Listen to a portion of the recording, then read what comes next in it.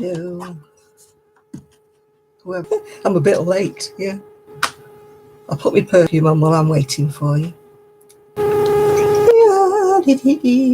I have to smell nice, even if it's only for me. Nobody's here. Oh, one person's here.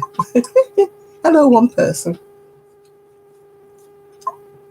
I'm just putting Miss Mary on this perfume. Well, actually, it's not perfume, to be quite honest. Hi, Ella. It's Paco Rabanne for men. But I love it so much. Right. Hi, Triple C. Hi, Chris. Hi, Ella. Hi, Jane. Hi, Ian. Hi, Miguel. Hi, June. Hi, Chrissy. Have I got everybody? Whoever I've missed. Sorry. Hello, Heart. Hi, Carla. If you're wondering why I'm 5 minutes late, when a lady called Pauline comes on later, just say to her, why do you keep Jan late? Why do you talk to her on the phone? I told her I'd do it. I said, when you come on, I'm going to get everybody to go, Pauline, it was you. Right, who else have I got besides Carla?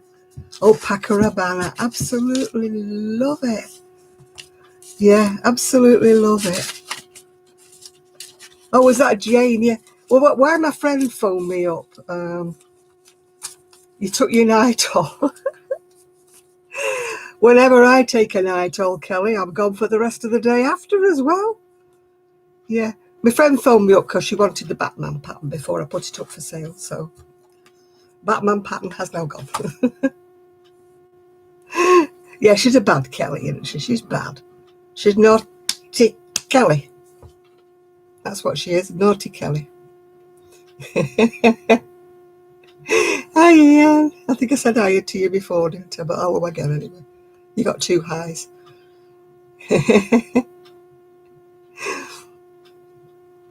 Kelly's very naughty. If she answers her phone, it's a miracle. And then when you do get her on the phone, she goes, I've got to go now. It's raining and my washing's out. Yeah. See, bye, Kelly.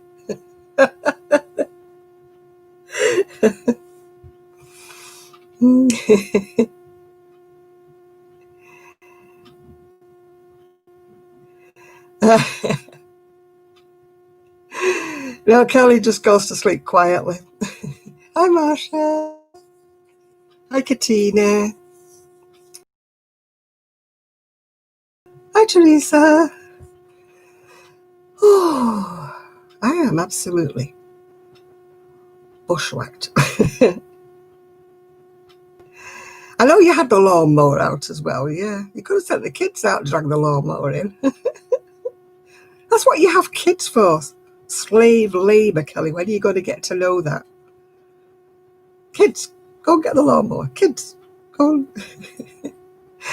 Hi, John. That's what you have kids for. Little slave labourers. You have to get them in a good mood, though, or bribe. I used to have to do that with Arya. You can have a nice lolly if you go and do this for mummy. Because he wasn't allowed nice lollies very often. Or you could go and have a bag of crisps, or you could have a chocolate.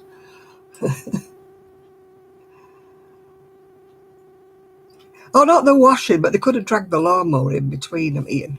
She was more bothered about the lawnmower, I think, getting wet than she was about her washing.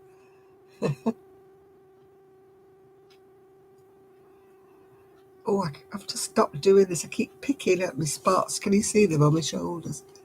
I will not leave them alone. I need to put plasters all over them, then I can't do it anymore. But they itch, and then I just go, and itch them, and then the top comes off.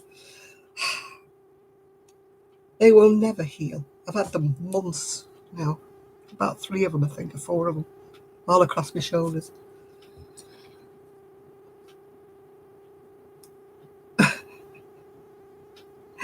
Wear them out, then they wouldn't be hyperactive. Give them chores, run up and down the stairs a million times. Get me this, get me that, get me the other.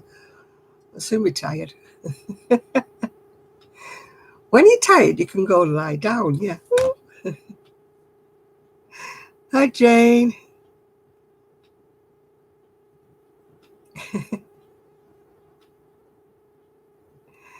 Yeah, that's what I mean. You have to learn the art of barter. I was ace at bartering. If Arian wanted anything, I was like, yeah, but you've got to do this and that and the other before you get that. But he did it eventually. Because he knew when I said that was happening, it was happening. It was a horrible mum. Very strict. Yeah. If mum said no, it was no good asking dad. Because dad would say, oh, what are you talking about? Have you asked your mum? And then he'd have to admit, well, mum said no. He said, well, that's it. Then mum said no, that's it. No.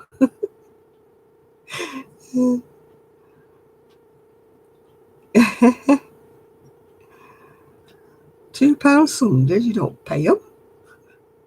I never paid out of you. Yeah. Oh my goodness, he didn't know where the mugs were. Oh, no. Arian may have not known where the mugs were because he didn't like hot drinks, but he certainly knew where the glasses were, and he knew where the cordial was, and he knew where the tap was. So, here she is, Pauline. I told you, Pauline, that made me late. She's here.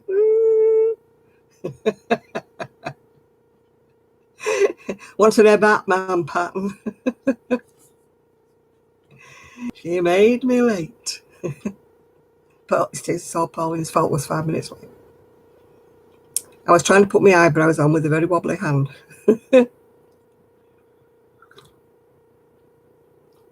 So if they don't look like, they don't look like normal, cover them over.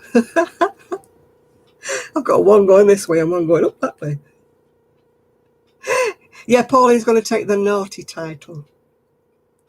Yeah. Kelly's got the naughty title, Pauline, because she just took a Nytol because she forgot it was Saturday. So she had the naughty title till you came in, Pauline, and now you've got the naughty title. Oh. Yeah, dinner, Batman.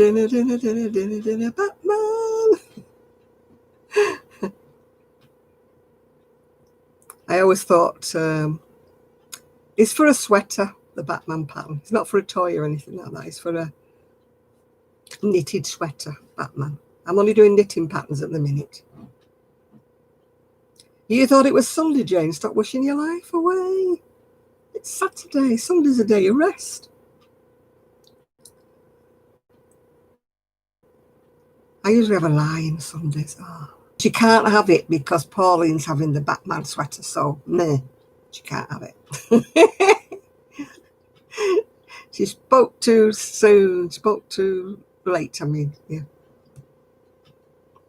She probably would love a Batman sweater. I'm sure she probably got a Batman sweater.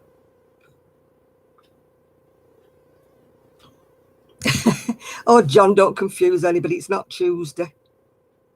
Tuesday. Do you remember that lady who used to always say that? She was into pens and handwriting. And I can't remember her name. And she always used to go, hello, it's Tuesday.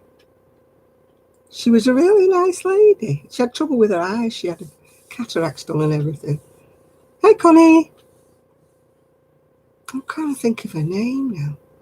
She had to stop knitting because she couldn't see. But she was always buying fancy pens, and she used to like different inks, and she used to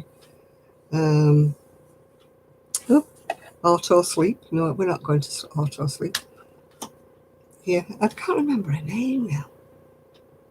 Oh, the jumper behind me. That's what I was doing last week when I said to you I couldn't crochet into the stitch because it was so bobbly. I had to go into the space. Yeah, I couldn't go into the stitch because I couldn't find it. That's what you do when you've got, wool that's a pain. Talking about wool that's a pain, look what I've got to crochet tonight. This is going to be a pain and a half. Kelly already knows this because I made a shawl in it. It's gorgeous, and I made a shawl in yellow. Beautiful yarn. Look, it's got long tails hanging off it. But it's a bee to crochet with. Did I attend the royal wedding? I don't think anybody did they? Except the bride and groom and the king, not the king, the queen. Look at that. How would you like to crochet with that? The colours are absolutely, look at those. They're gorgeous. As usual, it's ice. I've got more of this, and I've got more of the lemon one that I made a shawl with. I know I hated crocheting with it, but I've got 6 packs of, well, 5 packs of it left now, so it's got to be used up somehow. I'm going to try making something like that with a big hook.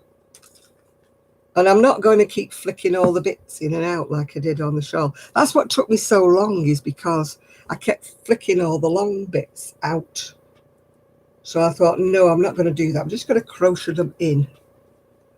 And if they stay in, they stay in. If they come out, don't they? Ooh, look at that. Yarn bath. Yarn bath. Everybody loves a bit of yarn bath. Look at that. Oh, you're just envying me, aren't you, working with this? You're just saying, Jan, I want to snatch that yarn right out of your hands and crochet with it because it's so wonderful. Oh, liars. Hi, Dina. Yeah, I know. I've crocheted a shawl with it already and swore never again. And then here I am again. When you've got a load of it and you've bought it, that's what, you know. Oh, thank you, Kim. Yeah, I'm going to leave the last time I did, I kept patiently picking all the bits out, and that's what drove me nutty. So this time I'm not picking all the nuts out. The knots out. Hi, Jill. Hi, Jill. Can't find the end. I wish that all people put tags on the end. Thank you, Dina. You know, like some yarns put a tag on when so you can pull it. Yeah, I've got my drink and I've got my snack because I actually got the crisps today because I got my food order last week. I make it sound like I didn't have any food in, but is it Hobby that do that? I know somebody. Oh, there you found the end. Success. Yeah. And is it red heart has the end sticking out, doesn't it? So, right, I've got to decide. Grace got me this. Grace GB Maltese. It's gorgeous, isn't it? Woo!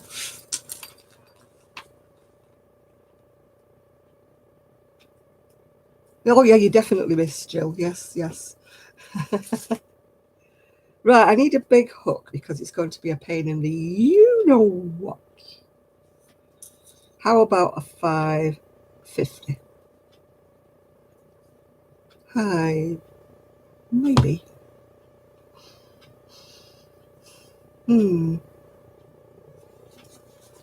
Oh, Jill's doing very well with her she shed, Kelly. She's been painting. Yeah. I want a she shed. When I move, can I have a she shed? Yeah. Yes, you can have a she shed, John. I'll allow myself to have a she shed. Knowing my luck, I'll get a bungalow with a little garden. There's no room for a she shed. Or I won't have any money left over.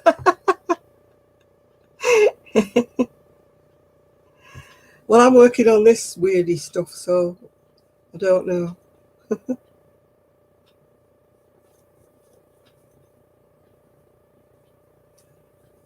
7, 8, 9, 10, 11, 12, 13, 14, 15, 16, 17. All right.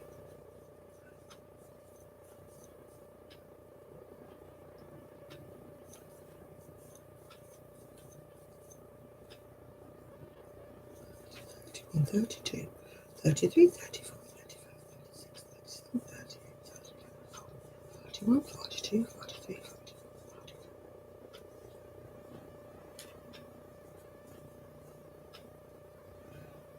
46, 47,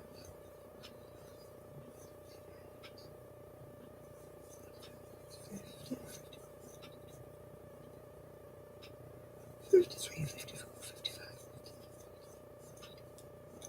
60. That's 60, that's not wide enough. Well, Kelly's going to pay me to stay in the seat? I don't think so.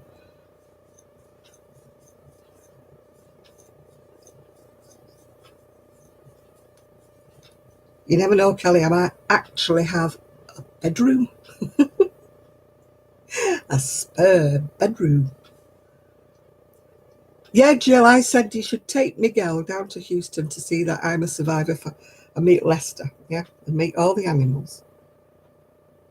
That's where you should both go on a trip, a road trip, yeah.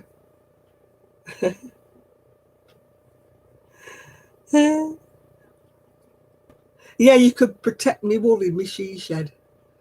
Do I knit too? No, not really. That's why I'm selling all my knitting patterns, because I really don't knit anymore. It hurts my shoulders too much, yeah. Oh, thank you, Patricia.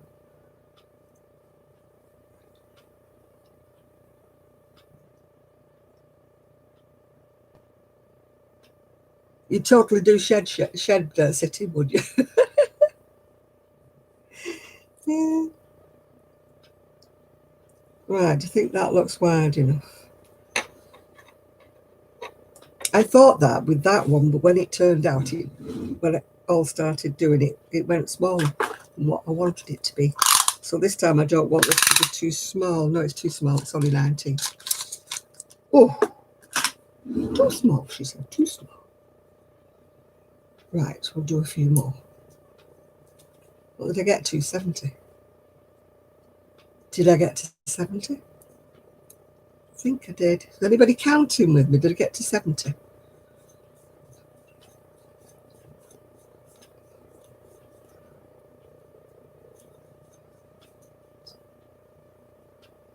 $80. I'm making another one of those, Connie. Well, hoping to, with this wool. Behaves itself. I think I've got 80 on now. I think that might be wide enough because they go in when you... Oh, you knew Newcastle girl. Is that what you were wanting, or did you want another boy? Hi, Jill. Hi, the other Jill, I mean. We've got two Jills now. We've got Jill and we've got Blossom Jill. Yeah.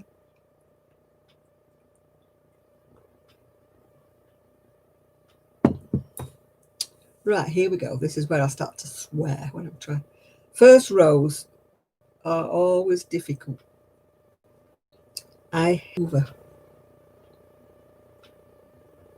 Yeah, the shawl. I must find it because I know I haven't sold it. I've still got a pile of stuff upstairs that I haven't found. So I'm going to have to find it because there's some things that I've got pictures for, but I don't know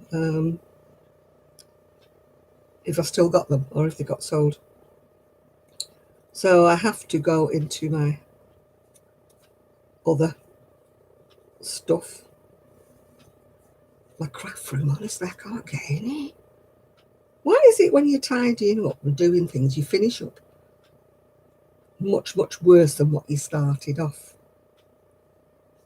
You know, I mean, my ex-husband used to come in sometimes and I'd have everything out of everywhere, sideboard units, and he'd say, "What the hell are you doing?" I say, "I'm tidying, I'm sorted." He said, "It doesn't look like it from here." I mean, eventually you get there. But you've got to take everything out of everything, haven't you? To see what you've got, you know. Ha! Yeah, crocheting cow booties. It'd be rather big booties, Miguel. Hey, Chris, you'd have to make big booties. That's one thing I'm absolutely rubbish at, booties. I can knit them, but crocheting them, I always get one bigger than the other.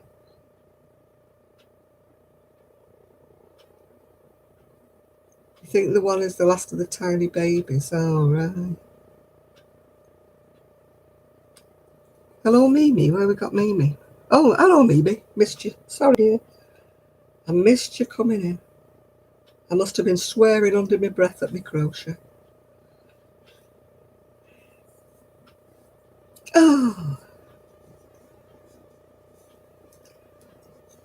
I've knitted booties, but oh, honestly, crocheting them, I can do a lovely bootie.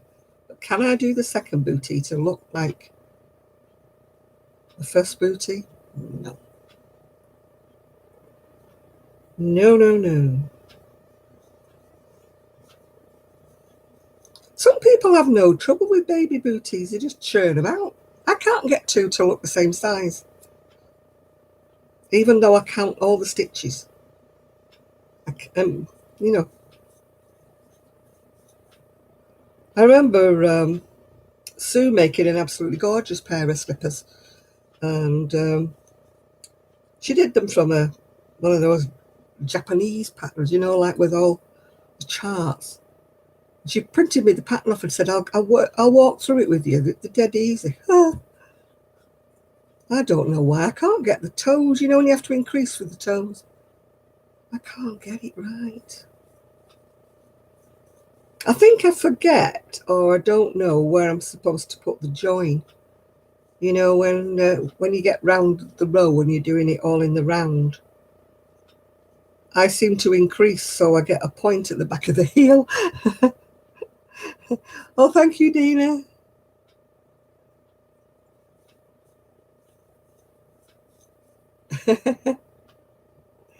No, Kelly's not having any more, I've told her. We've had this discussion in the past, haven't we? You were attacked yesterday. What attacked you? Not another chicken. Huh? Oh, thanks, John. I wouldn't be. I once went on television with some of my friends, and I just froze. I absolutely froze. Talk about not being chatty. I just froze. I just didn't say. I was just like, didn't say a word. Luckily, my friends made up for it, so they didn't notice that I didn't say anything. Did you get attacked by that rooster again, Miguel?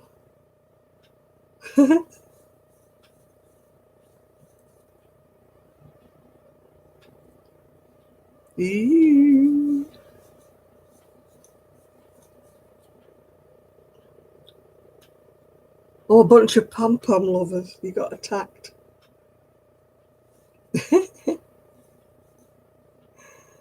Oh, dear.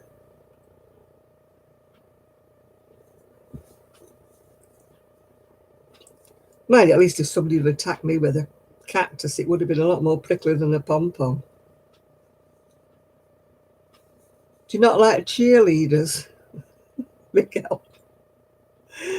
When they wave them big pom-poms about. You never watch the football when the cheerleaders, is it football or is it basketball, whatever?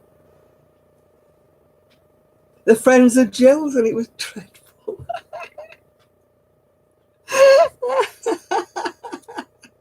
Oh, that's funny, Jill.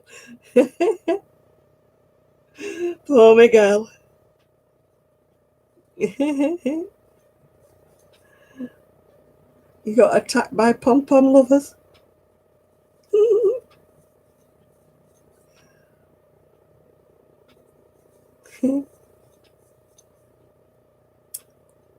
Well, in Man for the Loft is coming either next week or the week after. So, oh no, you don't mess with people who like furry balls. No.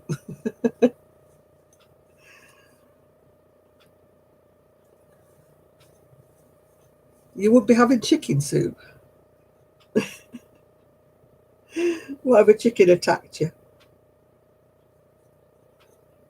No, I try not to associate live chickens with the chicken that I see in the supermarket. I try to distance myself from the two things.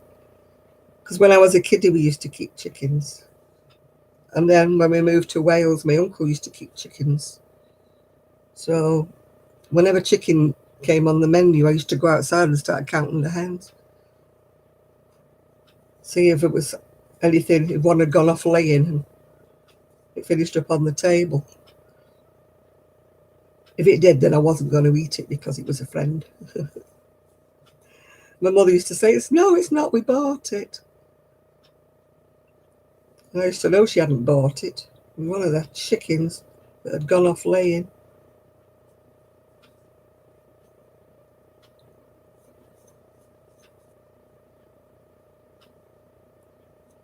I could never, raise a turkey or anything and slaughter it from Christmas or anything. Or even like people who keep pigs and then they slaughter them. Oh no, I couldn't. I'm not a vegetarian, it's just I don't like to know where my meat came from. I don't like to see it walking around the field, Oh, hi, Chris. I like to pretend it arrived at the supermarket already wrapped. I don't eat, having said that, I don't eat a lot of meat anyway. I tend to eat a lot of chicken, yeah. Not chicken, fish, I mean more than chicken. I'll eat chicken, but I tend to eat a lot of fish. That's what I've got for the weekend. Fish, place. I've got place. If you have place over in the US. No, I don't like to think of my dinner having a life before me. Oh, I've started having an itchy nose again. What is it? With me and itchy noses. Oh dear, I'm going to sneeze in a minute. It can't be this wall, it's not throwing any fibres up. Oh, this first row. As soon as I do this first row, I'll be so happy. I have problems with chain, knowing whether I've gone into a chain or I haven't gone into a chain. I can never find out where one chain ends and another chain started. Well, it's not usually the cologne because I'm not usually allergic to that. It might be my white sage. I was burning it this morning when my niece came in and she's going, oh my God, what's that? A tickly nose means company. I thought a tickly nose meant you were going to get annoyed.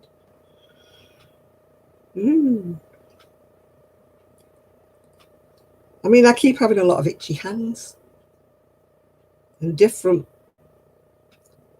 hands. I know one means leaving and one means receiving, don't it? But I never know which way round it is. Is it left for leaving and right?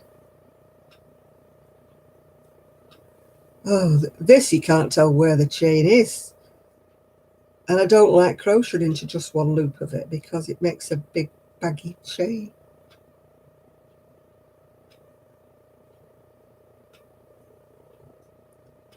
I'd rather go into, 2 loops of my chain. This one will not split for me. Oh, I'll go into that bit there. It's only the end, nobody will notice.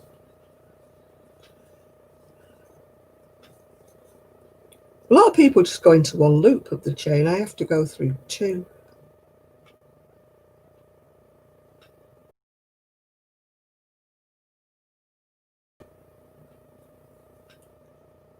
Yep.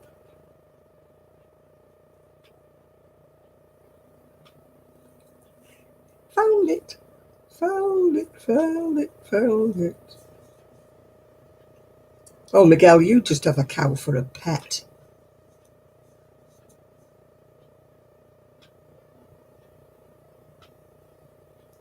Yeah. Normally I don't have this much trouble, but it's because the yarn's so kind of bobbly that I don't know whether I've been into a chain or I haven't been into a chain. All my chains are merging into one.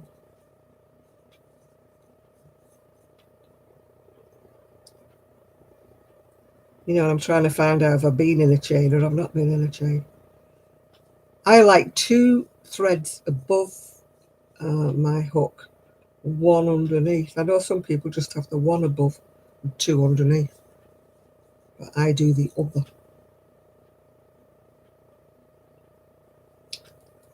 I might going to regret starting this loopy yarn. Oh, if you were a cow, it'd be living in the house with you. It'd have a cow door, wouldn't it, Miguel? You'd be putting a big diaper on it so it wouldn't poop in your lounge. Yeah, I was laughing when that I'm a Survivor, when that cow pooped in the river. And he's like, Lester's going, everybody out, everybody out.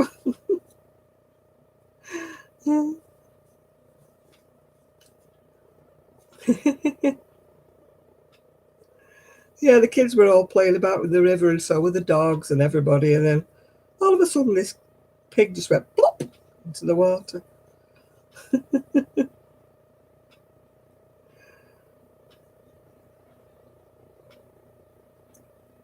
An itchy arse usually means you've either got worms or piles.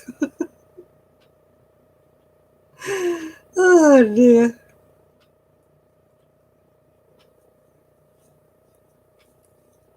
Who will be doing the talking, Miguel? The cow?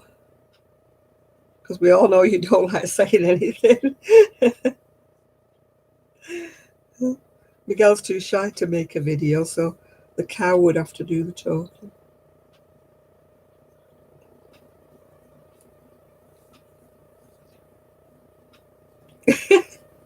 Oh dear, blue heart. No, the most that's ever come in this door's been a cat. That's all we've ever had. Oh, the cat bought a mouse in once, but that's it. Oh, we had a bird as well. The cat bought a bird in once that wasn't dead. Yeah.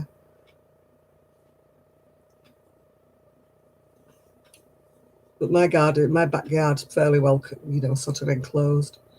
Kelly's had many a mouse for her cat as well. Oh, what is going on here?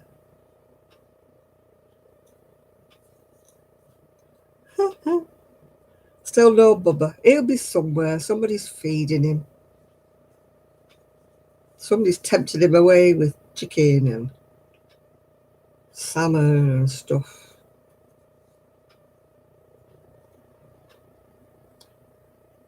Cats are not loyal at all.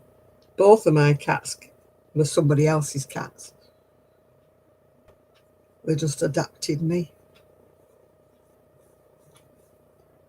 Well, no, I don't think he would. But then again, he's a bit smaller than a cow, yeah. It's like these people who buy these miniature pigs, isn't it? And then they grow to an absolutely enormous size.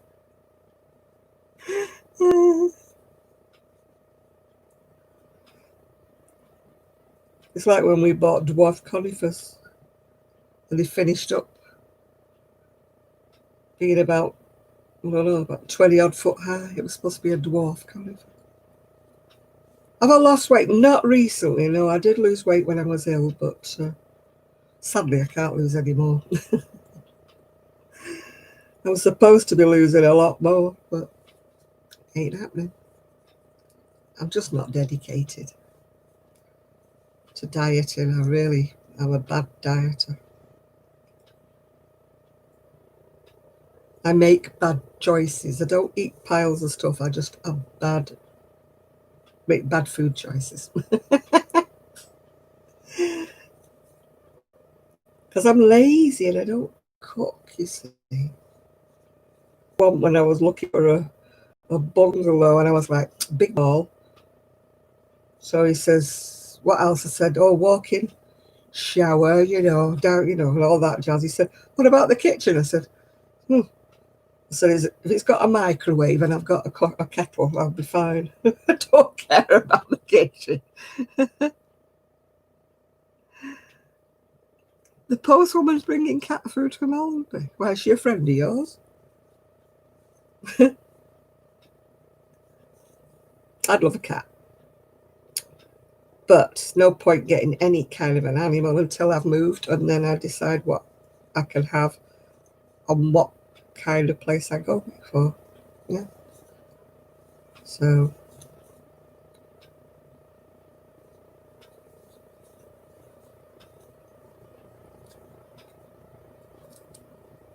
I don't want a big Irish wolfhound or anything like that. A tiny bungalow and a big wolfhound or something like that. No. Oh dear. I don't see Gigi anyway, Miguel, so his dad's working from home and will be working from home for the rest of the year. Oh, I'm not moving unless I've got a garden. No. That's one of my stipulations. Because my son's on the case of looking round. But I'm not looking until I know I've sold this. Not looking. There's no point in getting my hopes up seeing something that I really like and then it gets sold on, before I sell this. So I'm not even looking. I'll let him have a look and then just show me what he thinks are good ideas. Let him do the hard work. I'd get soul destroyed if I just kept looking at places that weren't suitable, Yeah, I've got a rough idea what I'm looking for, Miguel, but whether I'll find it is another, I'll probably find it, but I won't be able to afford it. You know what I'm saying? It's finding something that's what I want and it's in the right budget, So I'm sure I'll move somewhere. I won't be in a she shed. A caravan in the drive. We shouldn't joke about these things. Yeah. Shouldn't joke about a caravan in the drive, should we? Oh dear. My cats were fussy. They used to like fish. I used to buy Coley and cook it in the microwave for them. And a bit of butter. Although they shouldn't have dairy, but they wouldn't have. Yeah, well, I'm hoping that by the time I'm looking, Chris, all this will be settled one way or the other, and that people will be, looking and moving again. And hi, Jeannie. I've got a knot in my yarn. There we go. Sorted. Does anybody else flick their yarn when they're crocheting or knitting and it goes into huge tangles? I do that all the time. It really annoys me. I have to stand there sometimes and dangle it while it all comes unraveled. Because I've twisted it so much.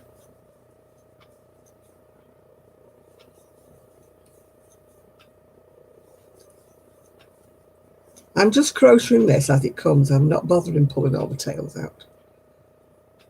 If I want to when it's finished, I'll pull the tails out. If I don't, they'll have to come out when it's washed.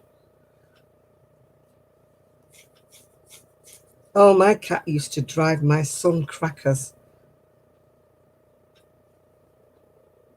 No, I haven't seen Jada's mother-in-law.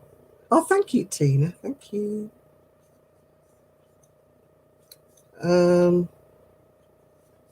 What was I going to say? No, I haven't seen Jada. Do you know, I am so far behind. Everybody's making videos and videos, yeah. No, my cat I had a flat roof at the back, which was underneath my bedroom window.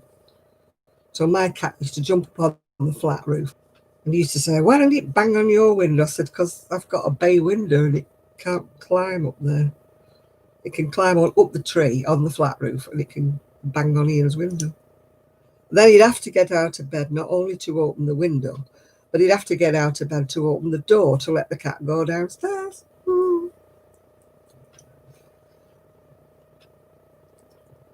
You nearly finished your Halloween. Woo. I used to put cod liver oil every now and again in my dog's dinner, or I used to give him sardines as well, so the oil would make his coat nice. I mean, that's one thing about my dad. My dog, he never had, like some dogs get really scurvy patches and stuff like that. He never got that. His skin was always lovely. Some dogs get really big patches of Well, it's not dandruff, is it? What's it called? Dander. Dander, that's the one.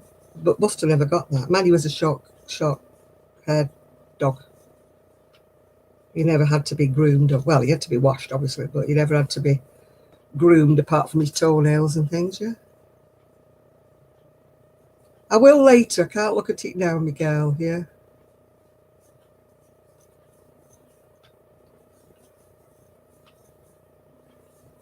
Some people do crochet really strange. Some people crochet like they're knitting. Yeah, I used to give my cat sardines every now and again. Not too often, because it used to give him the runs if he had it too often. But just, a can of sardines every now and again.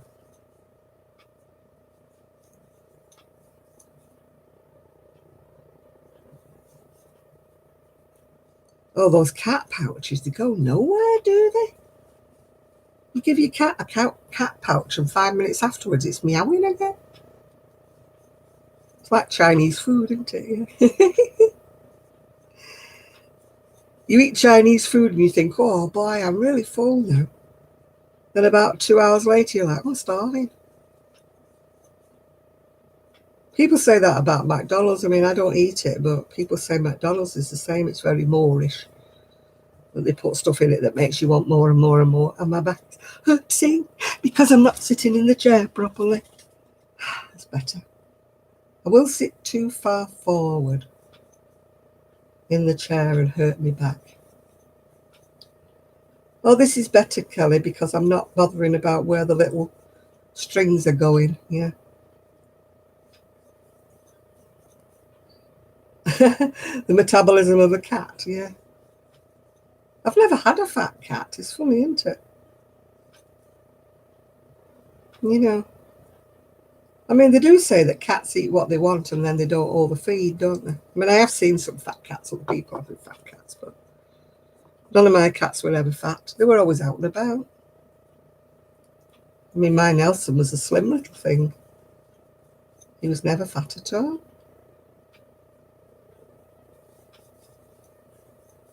And Ollie was skinny because he had thyroid trouble, so he was always skinny. In fact, one lady was a cat lady. She said, are you feeding that cat enough? She said, it looks underfed. And I went, yeah, it's got thyroid. I said, whatever we feed it, it just goes like, He'd had part of his thyroid out and he was on tablets for it, but he was just a skinny cat. But she thought I was, starving it. Far from it. It was eating more than it should have done because of its thyroid, yeah.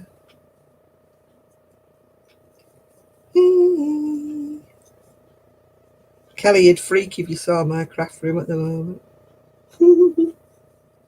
It's got a big pile of crochet things that I've taken that are actually on Etsy, all in the centre of the room in a big box.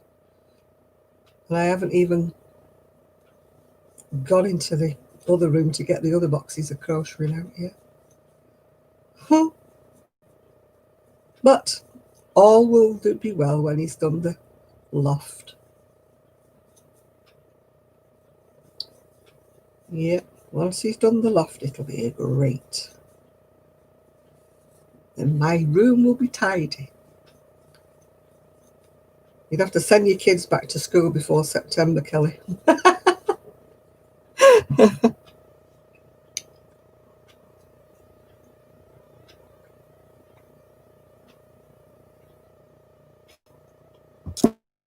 I like the look of Siamese cats, but boy, do they meow. They wail. Really awful cry.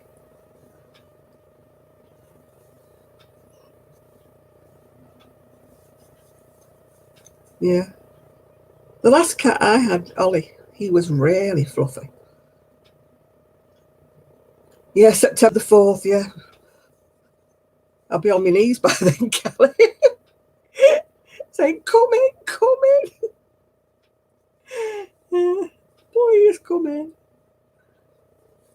Put these in a bag and let's label it up. Hello, Hayley. How are you? Long time no chat. How you doing? Hey? Yeah, he's still up in Scotland. Yeah. Haley used to make the most fantastic character hats and line them all with, um, like fleece, because like living in Scotland used to be a bit chilly in the winter. She used to make the fantastic hats. That's why she's called Haley's Hats. But now she has done a fantastic job of slimming, and she is absolutely. Your cat's like my Buster, my um, Nelson was. He was just a moggy. You've been crocheting again. That's great. Yeah. She runs a slimming club, does Haley, and she's done fantastically well. She's all glamorous now, aren't you, girl? Shadow of her former self. No, I didn't know whether you'd have moved, gone nearer to your mum or something. Man, you've got the kids in the school, haven't you? So you've got to think about that, haven't you, really? Yeah, Haley looks fantastic. She's blonde and slender. I'm not jealous, really, Haley. No, I'm not done. I'm not jealous at all, Haley.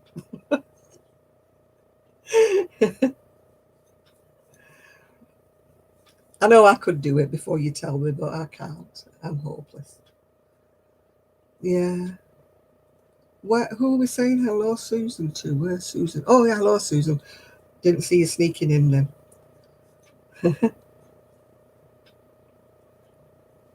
I'm too idle to go to a slimming club and do all of that.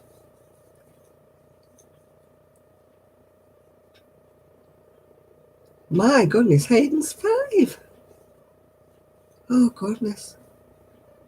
The kids are supposed to be returning to school in September, but it's like a movable feast, Miguel. Nobody really knows yet. That's what they're saying, but then, they might change their mind. We don't know yet. They review it whenever, every back and turn, they review where the kids are going back. Yeah, you're there, Susan. Hello. So we don't really know for sure they're going back in September. Oh my God, I would. When I did that other one, that 3mm hook, that one I said, I'm never going to do it again. It turned out beautiful, but it was a nightmare. I would never do it again. Well, I would do it again, but I wouldn't do it in that exact stitch again. Yeah. Put it in the naughty corner, Kelly. Which one are you doing now? Is it out that book, Kelly? Kelly's working her way through a book she bought. I've had the book for a while, but I've never made one thing out of it. It was a pain in the patoozy. Yeah, it would have been all right if I'd have done 8 into the, to the fan shape. But it was like one double crochet to you, one double crochet, one chain, one double crochet, one double crochet, one chain, one double crochet. You did that like 4 times into this fan. I couldn't get the hang of it. I kept wanting to do one double crochet, one chain, one double crochet, one chain all the way across. If I made it again, I would just do 8, into one space and not bothered about the chain. Because the chain actually don't make much difference, Oh, I hate a hook. It looks so tiny, doesn't it? That's what did me when that was on a. I'd make a bigger gun, when I put all the little buttons on it. It was very.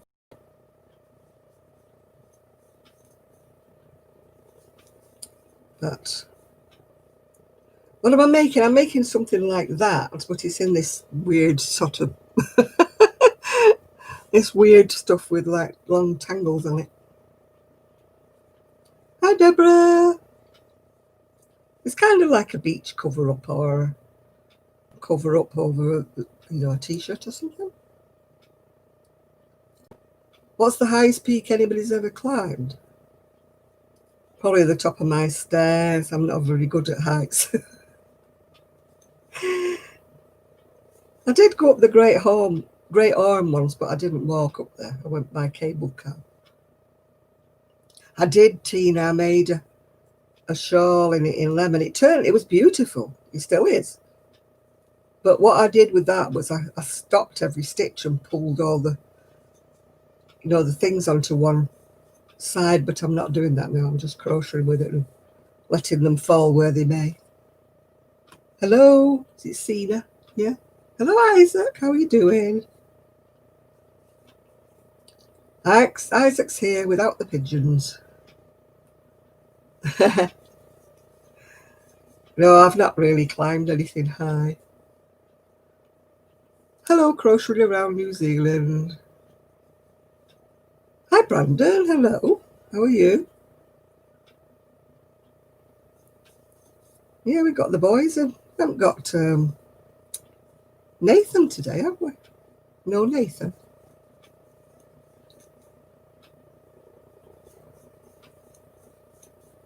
So is your snake. Yeah, you can keep your snake to yourself. Sorry. Hi, Isaac. I know you think he's wonderful, but I don't mind seeing a picture of him, but I wouldn't want to be any closer. Yeah, Hayley, give us a buzz sometime. If you're on when I'm on Facebook, give us a message. Let me know how you're going on.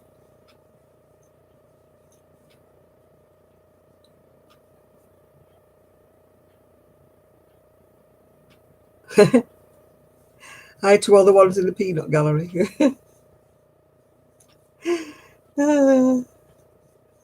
Yeah, good night, Hayley. It's lovely to see you in here. We need to catch up and have a chat. It's been a while since we had a good chat, yeah. Okay, speak soon, Hayley.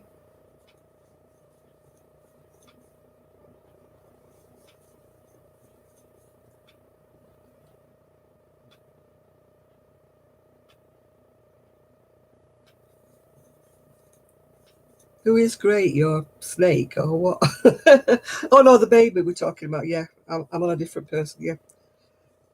Yeah, the baby's doing well. How old is she now, Brandon? Because I know she was a preemie, wasn't she? So she won't be as old as the years, yeah. That'd be brilliant, Hayley, yeah. Got a lot to catch up on, yeah.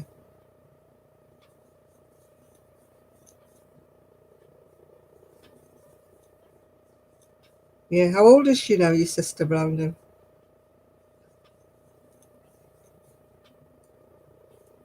You can't remember? Spoken like a true brother. You can't remember how old she is. Yeah, but she was a preemie, wasn't she? So she was born before her time. She was a teeny weeny little thing.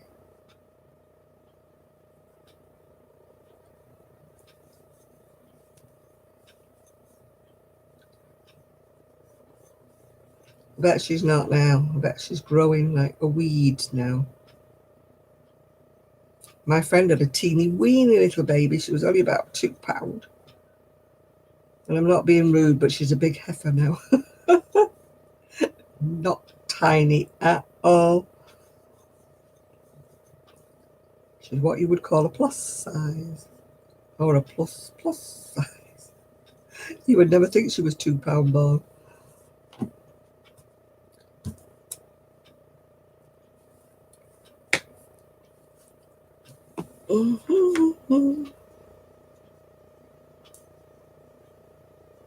I feel like I'm running up the bun here. Running up the flag.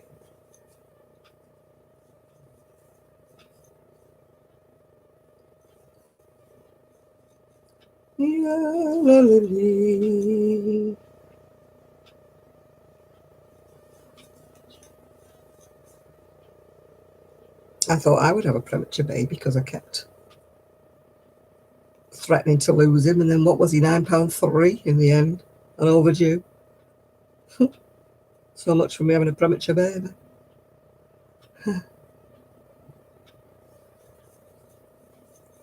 It might make a good lure, mightn't it? You could tie these on. Well, she definitely made up for it, Patricia. Yes, she definitely did. Yeah, perhaps it could make a lure, for fishing. I could sell a couple of yards of it and say it's for fishing.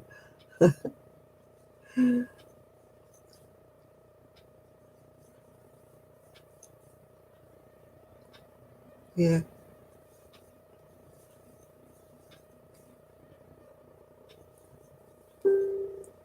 Bing. Somebody sent me a message or something.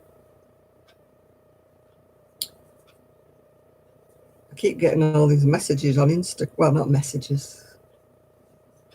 People liking my photograph. I don't mind. But I don't want them to like me about 2 o'clock in the morning. Oh, my back is hurting. That's the only trouble when I do things is I start getting into everything and I'm really throwing myself into it, and then all of a sudden it's like, gotta stop. My back went, no, gotta stop. This is going to be a big one, isn't it? After I said it was going to be too small. Yeah, the heating pad, that's not going in the boxes. That's staying with me, that one. The trouble is, in here is the plug is too far away for the heating pad. 23 inches. No, it's not that big, is it? 46. A lot of people are big girls, aren't they? Because that one came out smaller than I anticipated. That one's about 38, I think, something like that. And a lot of my ladies, well, my regular ladies who used to buy from me, they're all on the bigger side, yeah. Oh dear, Jane, you've got to take a nap. Right, sorry you're not feeling well.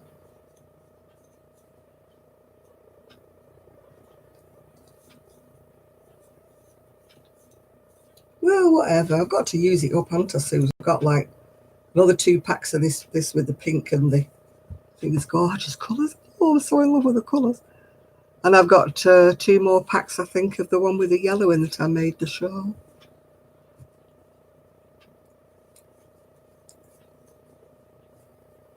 So, yeah, I've got certain things in my stash that I think, oh, what did I get those for? They're just not, they're just not me. Why did you buy them? All I can say is that they must have looked attractive on the ICE web page, and they probably were a nice price as well on the ICE page. Yeah. Kelly's put a wool order in, haven't you, Kelly? I get excited when people in England put wool hauls on. I don't get as excited when people in America put the yarn hauls on because I can't get the wool anyway, so I tend to try and not look at them. Because if it was something I really, really liked, it would be really irritating because, yes, I can get it eventually if it's American, but I pay about 3 times what you pay for your hauls of wool. And even if somebody was to get it for me and me send the money to them, the postage is so bad, yeah.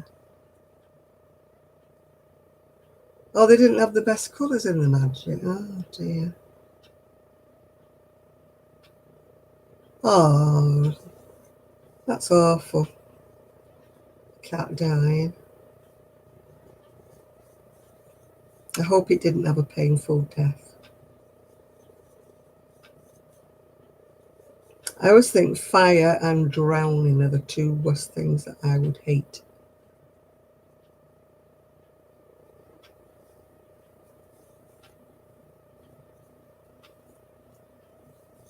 Yeah, I mean, she could do that because, she doesn't have to spin it and dye it herself. I was watching Little Drops of Wonderful today, and she was yarn dyeing in the sunshine because it was really, really hot in the sunshine. She did one and I really thought it was nice, and then she put grey on it and it made it such a dull colour. And everybody's going, oh, we didn't know where you were going to put the grey on, but it looks fantastic now you put the grey on it. And I was going, look much better without the grey. So I did say that I like bright colours, and I thought it looked nicer without the grey. I was about the only one on her comments that said that. Everybody else went, oh, it's lovely. But it was a lovely bright colour, and then it went to be dull and dark when she put this grey on it.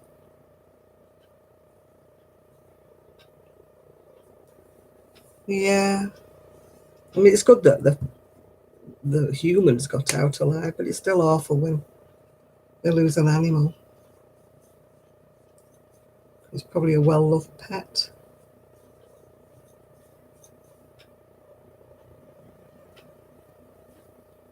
Got some dye for your white cotton.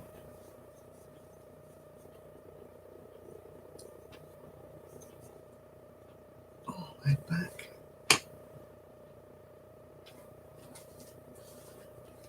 I've got one of those back massagers as well, but that has a short lead on it as well. Oh, that's a bit better. Got a cushion.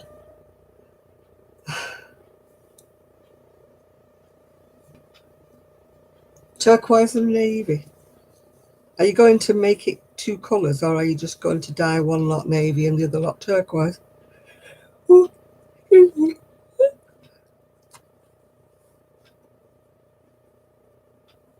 I've got an extension cord somewhere, but I'm not quite sure where it is. It's probably in that very safe place, Chris, where everything else is in my house. Oh, I just hope the haters leave her alone. She starts doing something. Every time she does anything, poor Crystal, it's somebody always jumps on her case, don't they? I think they're just so jealous of her.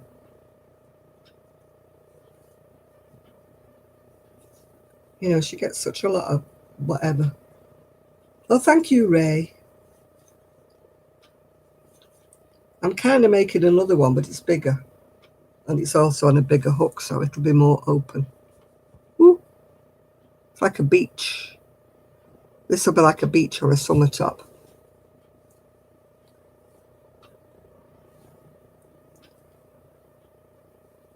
I have an extension cord, Patricia. It's over somewhere in a safe place, yeah.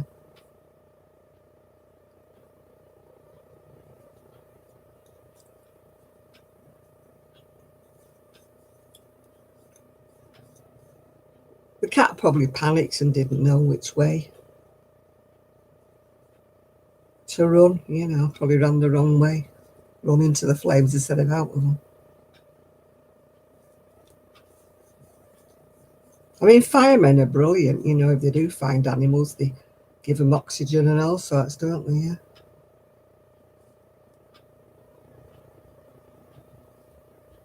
Oh, I bet she got some negative comments about that, Miguel. You know what people are like? People love to hate her, and I don't know why.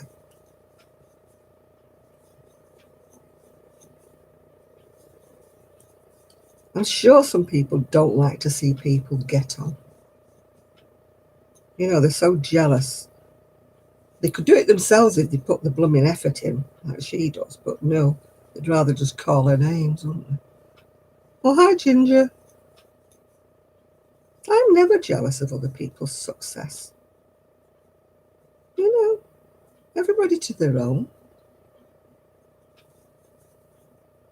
You know, I might sort of go,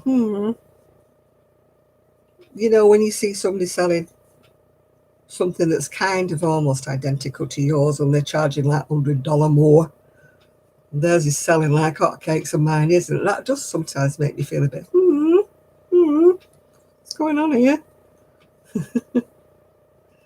But you can't be envious or bitter. Maybe one day my turn will come.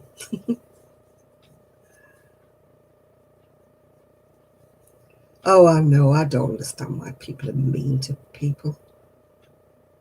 They just take delight in it. It's like some of the online forums. Some people are really nasty to each other. And some of the Zooms. I mean, people go in the Zooms and they pick it a fight. You know, and I'm like, what's the point? Why can't people be nice to each other?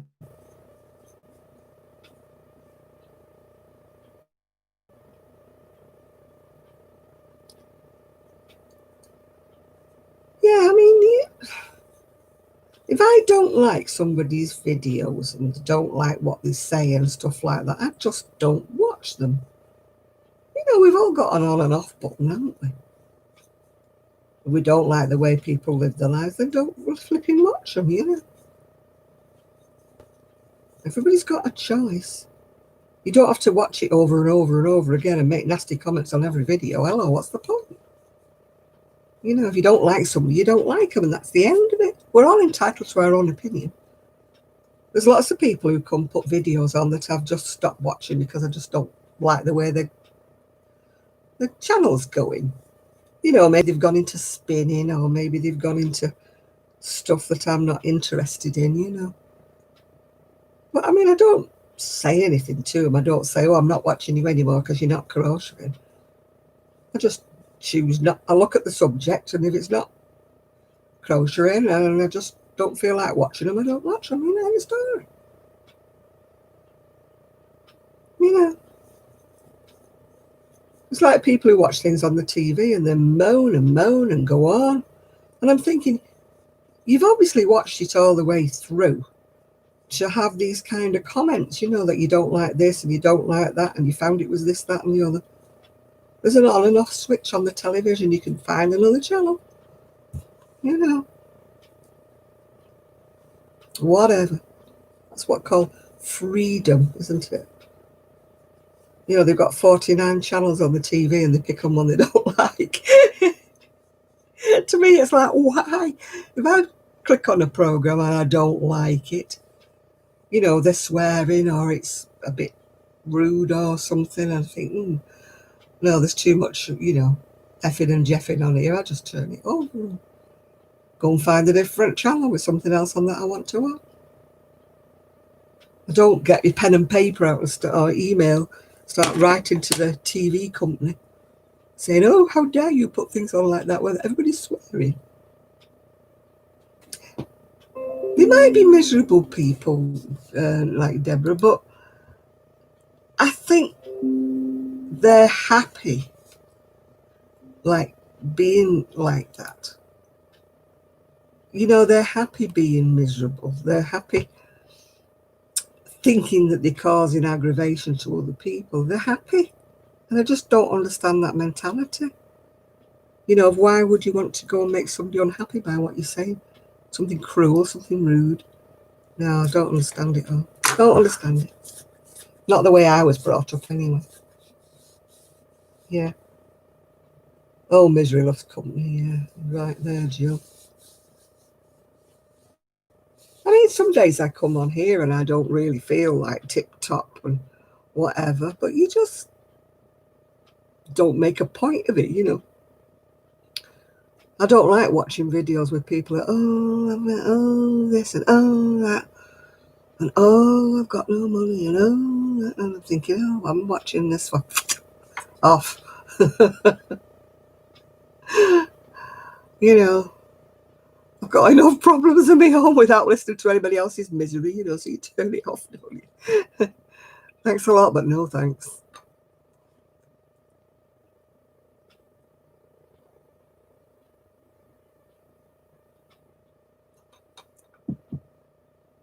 Oh, you and me both finding energy.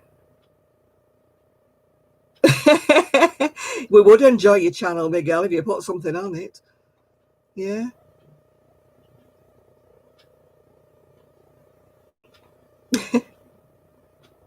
I'm 30 seconds ahead on your phone. Oh, that's great, yeah.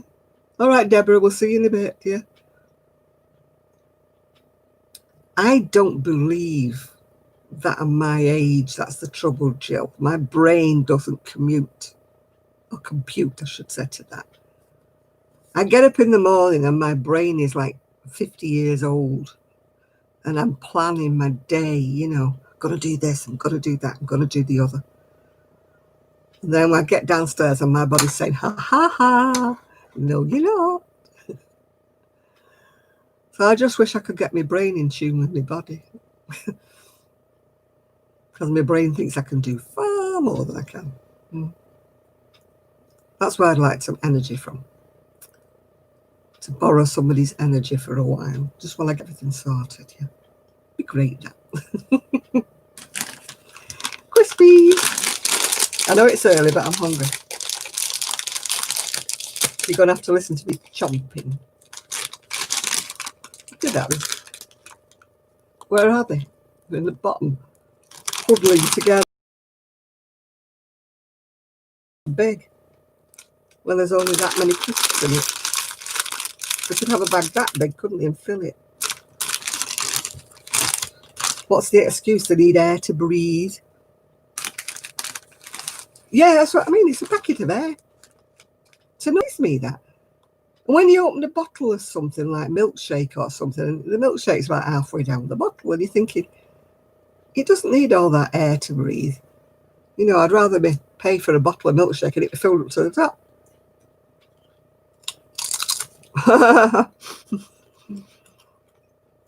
I wouldn't think so, Miguel.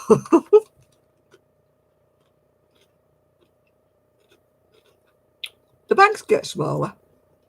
Oh, the bags are the same size, but the crisps get smaller. Well, the amount.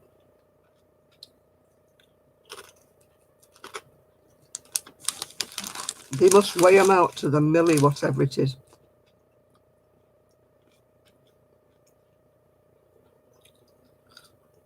It's like when you get a chocolate bar, it's always smaller.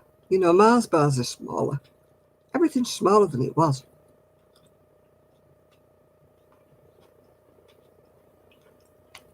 Yeah, some of them are just, you look at, open them up and you think, are they supposed to have eat these?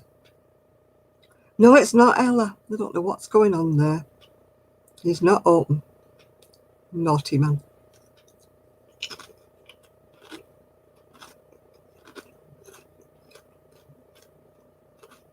Get cream eggs are smaller. Mars, Kit Kat, whatever you name, they're all smaller. I can understand them being smaller if you buy like a pack of 6. But not when you're buying loose ones, they're just small. I hope they open soon. I love my fish from there. Yeah, I love cream eggs, but you can't get them when they're not in season, can you? They're very difficult to get.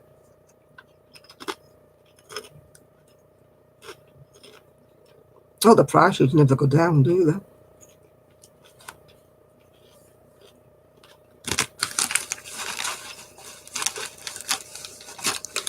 I think our food prices are over here are higher than yours. I compare it to what wages are. Our meat and stuff like that is certainly a lot more expensive than yours.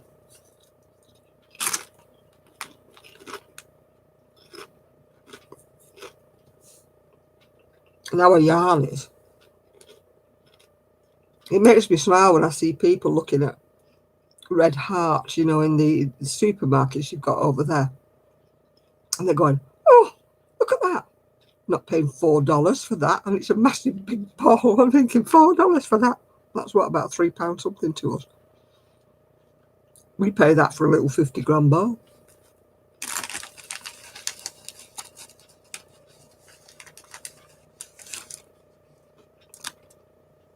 It's still cheaper than ours, Miguel. Far, far. It's like our petrol or gasoline, as you call it, gas. You'd die if you came over here with your car. How much our petrol costs.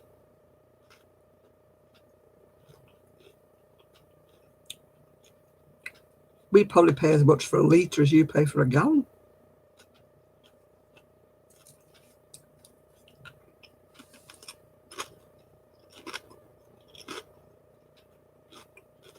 They used to price it by the gallon so you knew what you were getting. But now they price it by the litre. I've got a shiny nose. They price it by the litre now, so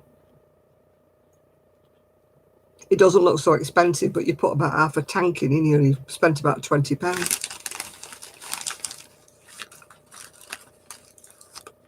£1.78 a gallon.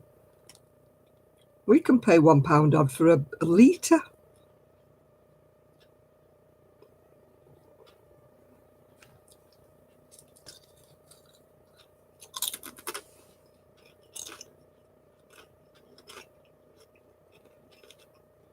I tell you, if you came over to Britain, you'd die of shock with the prices we pay for stuff.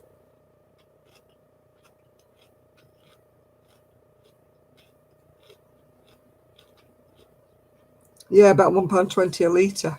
Yeah. I don't know how many litres are in a gallon, but I should imagine there's quite a few. I'm not very good because I don't have a car anymore.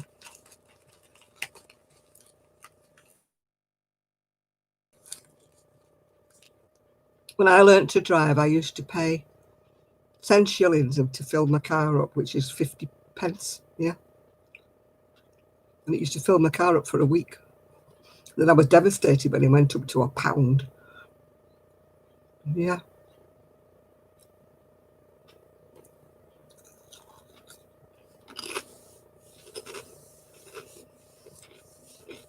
It isn't free healthcare though, Ella, when you think about it, because it's taken out of our wages every week. You know, it's like a kind of an insurance, but they don't call it insurance because you can't choose. It's just taken out of your wages. There you go, Miguel. A gallon would be £5.40.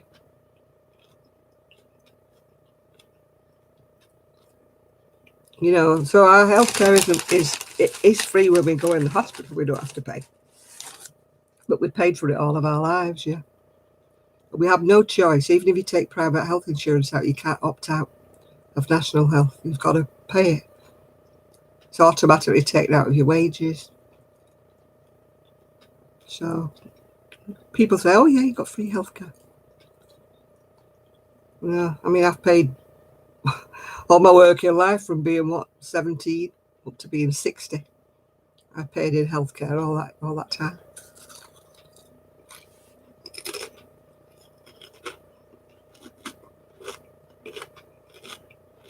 Now the government's moaning because we're living too long.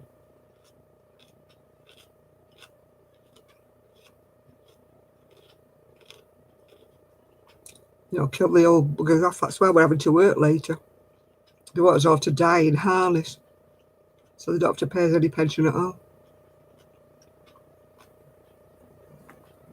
I was one of the last ones that could retire at 60. As soon as I retired, they put it up to 62 or 63, and now I think it's about 67.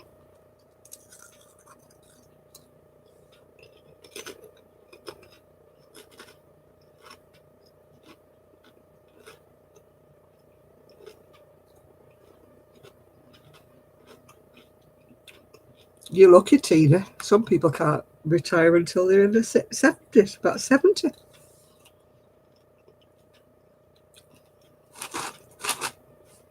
I told them I retired when I was 60 because I couldn't have carried on, you know, with the health things I got.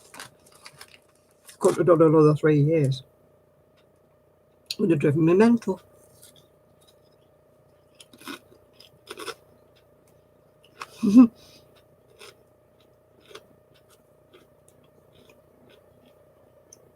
I nearly got no pay when I retired because I've been self-employed. So even though I'd paid as much stamp, whatever you call it, as everybody else, they worked out it didn't entitle me to anything. But because my husband had always been in work, and because technically we were married for about 30 odd years, I could claim off his pension, thank goodness. Otherwise, you would be sending me food parcels.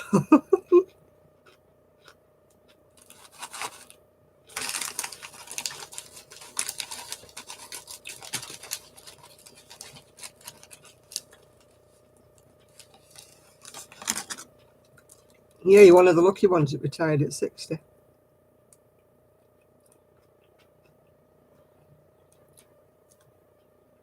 Well, I'm now classed as being on permanent disability, Miguel. I don't have to pass these tests anymore because of my age. But every 3 years, I had to start all over again, filling in the forms, making an appeal, you know, going all over. It was terrible. But now, I think when you get past 70, they don't bother. They just have to put her on permanent disability. She's not going to find a job at 70, you know. So thankfully, I don't have to fill any more bloody forms in.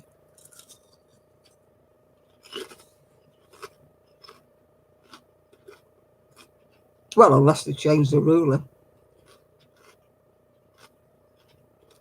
But I've got a letter that says I'm on it for life, so let me try and change that. No, I had to fill out forms, Miguel. Every 2 or 3 years I had to fill out forms.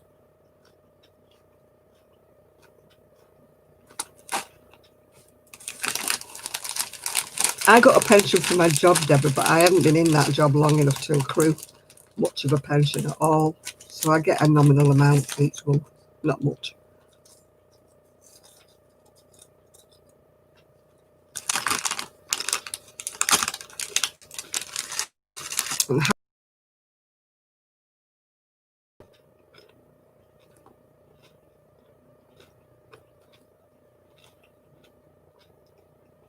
It's no wonder people's, old age pension,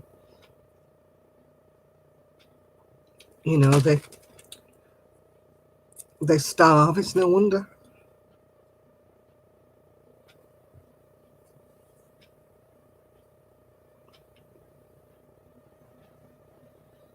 No, you see, they wouldn't do that over here if you weren't over the age of you still have to go. And you go before a panel of people who aren't medically qualified. I had medical letters from my, back specialist and stuff, saying that I couldn't work and saying what I'd got wrong with me and stuff. And yet the doctors at these blooming disabilities kept saying that, that they wouldn't give me the disability. And I'm like, come on, my doctor's saying I can't work. My specialist is saying I can't work. Yeah, they know better because they're not even qualified doctors. They're just people who sit on a board and say. It's like me, Deborah. I couldn't stand it any longer. I had a special desk and a special chair for my back, and they wanted me to hot desk. In other words, they wanted me to float all around the office, sitting in other people's chairs, working on other people's computers, wherever they decided to put me. And I said, I can't do that. I said, I've been assessed for disability. I've been assessed for this desk. I've been assessed for the chair. I can't hot desk. And they said, oh, we'll put you, with your pay grade, you go where we put you. I thought, no. Nope. Ain't doing that. So I'm out of here. Oh, God, it was every 2 or 3 years, Miguel, I had to argue my case. Bullying, yes, but it was all behind closed doors. So when I got the union involved, they said they couldn't do anything about it because nobody overheard her saying all these things to me. And then when she found out I'd call the union, she was even worse with me. She was even more of a bitch than she'd been in the first place. Because she knew she could get away with it because nobody heard her. But when I went in last time, when I gave me notice in,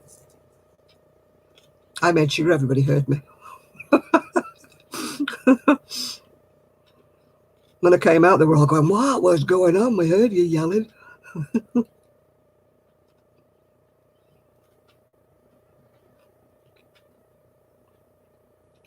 Over here, they think that everybody that claims disability is lying. You can have terminal cancer, but some stupid person on a board will say, oh, but you could be fit for some office work or something. No, excuse me, I have terminal cancer. I'm dying in 6 months,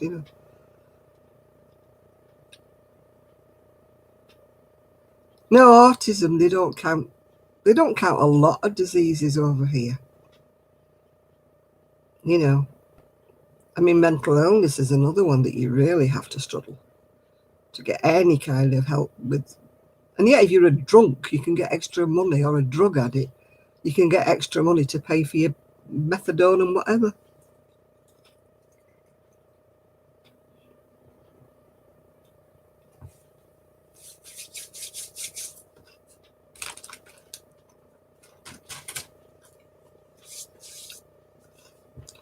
Governments are the same wherever you live, whatever country you live in, they're all anything except paying you out will do anything to stop having to pay you. You think it was coming out of their pockets, wouldn't you? You think they were having to put their hand in their wallet to pay you.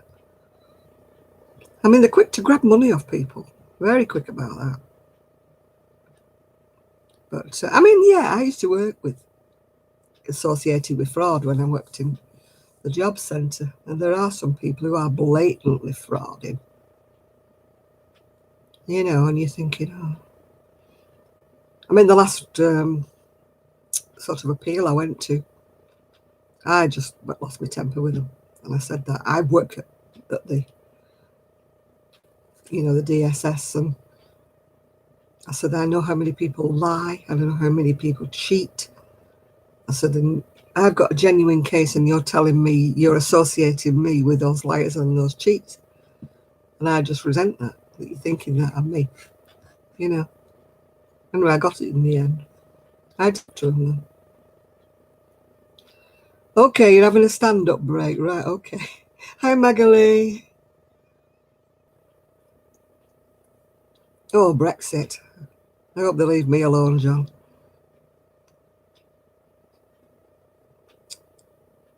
Mind you, when we were in the EU, nothing changed because everybody else in the EU had much higher pension rates than we did. Yeah, they never put our pension up in line with everybody in the EU, did they? I mean, Germany and places like that, they have twice as much pension as we do. Brexit is when we're leaving the European Union, is it called? We went into the EU. In other words, technically, if we went in with all these countries like France, Germany, everybody that's in Europe, we would then get a better deal, and they sold us this, that we'd get better deals with stuff that we're importing and things that we were exporting. Anyway, it didn't kind of work out that way. So they had a poll, and the British sort of public decided that they wanted to leave. So Brexit is like an exit, but it's a British exit. Brexit, yeah. So, oh no, we've got the United Kingdom. That's not changed. But they tried to put us in the European Union. Or is it yeah, I think it's European Union, EU. And they told us all these pack of lies that everything was going to be superb and wonderful, and we were all going to get in line with Europe. And, you know, basically they moved the borders that anybody from another country that was in the Europe could come and find work here. And technically we could go anywhere and find work, but it didn't work that way because, yeah, they were all coming over to England in the droves. But when we wanted to go over to Spain and work, it was like, no. Jobs are for the Spaniards, you know. So, yeah. I didn't vote to go in it in the first place. So I was quite happy when we left. But we're leaving under a lot of, we haven't got the deals that we should have had when we left. You know, they should have negotiated better, and the EU weren't budging, and so we've lost out by leaving. We should have never gone in there in the first place. So that's my end of my politics for the day, because I don't like talking politics. Yeah.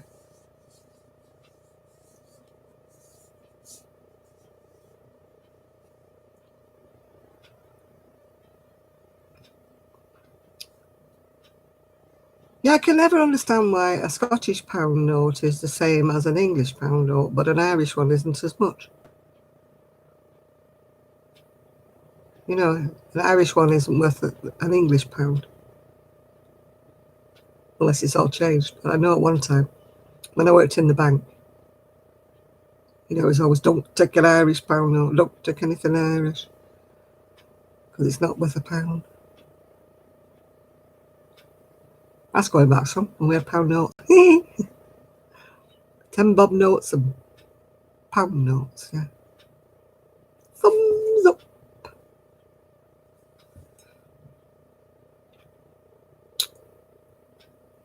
Gosh. I haven't been to Ireland. No, I have an Irish friend, but I haven't been. We always said we were going to go when I was married to my ex, yeah.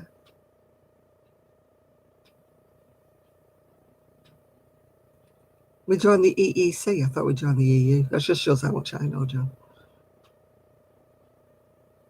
Oh, the Irish currency is euro. See, I don't understand euros. If a euro was a pound, I'd understand it, but a euro's not a pound.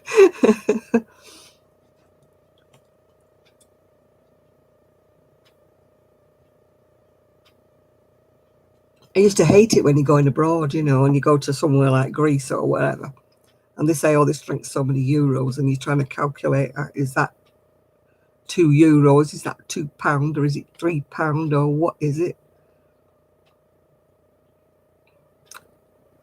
So confusing. Having to practically have your calculator. Other night, thought, yeah, she'll have flaked out somewhere, Kelly. She won't be awake. She'll have given in to the sleep. Yeah, it's strange, Ireland, because it's divided into two. There's Northern Ireland and Southern Ireland, Miguel, just to make things different. And the Northern Ireland is in with the UK, and the Southern Ireland is different. So it's very confusing to anybody who doesn't live over here. You're hungry now. Go and get something to eat, Deborah. I'm cold. My shoulders are cold. I can't put the first shawl on because that's got armholes in it. Oh, I'll tell you what, I'll reach this one. I'll reach this one because this one's a nice big one. I didn't make this. It was a gift. It's very pretty, and I don't even know what wool it is. It's very pretty. Most of the shawls I wear every day are not made by me. I've got shawls that are made by me, but there you go. That's a bit warmer. You're going to feed the dog. Oh, good, good.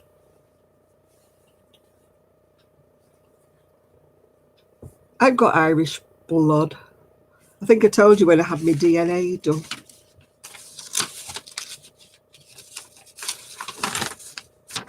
When I had my DNA done, I'm 57% Irish, Scottish and Welsh, 27% Irish, not Irish, English, sorry, 9.5% Scandinavian, 3.6 Finnish, and 2.3 West Asia, which is Turkey and Iran.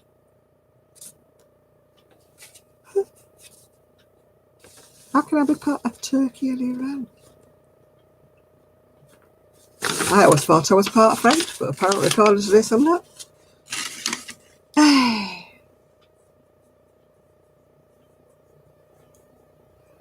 Oh, we never voted to join. I didn't vote for that. I never voted to join anything, John. I was a not botherer. I didn't want to go in the first place. Yeah, I'm part Turkish or Iranian. Only a little bit. I never would have thought that.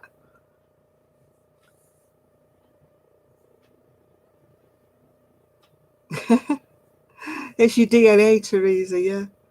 But I was always brought up to think that I was part French because my great-grandparents apparently came from Normandy.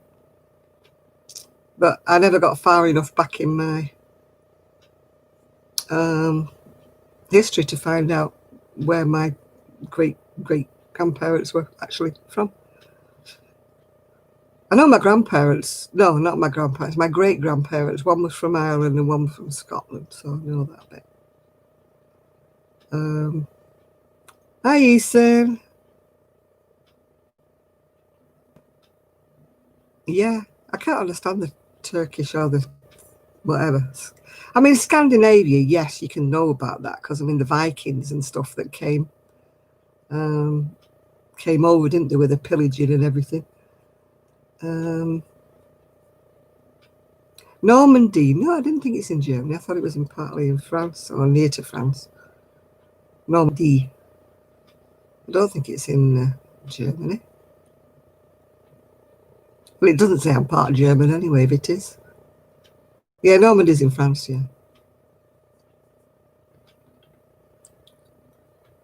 I mean, I have it on good authority that my great-great-grandparents came over as weavers. They emigrated to England because they were fustian weavers, which is a felt that they used to use to make hats and things like that with.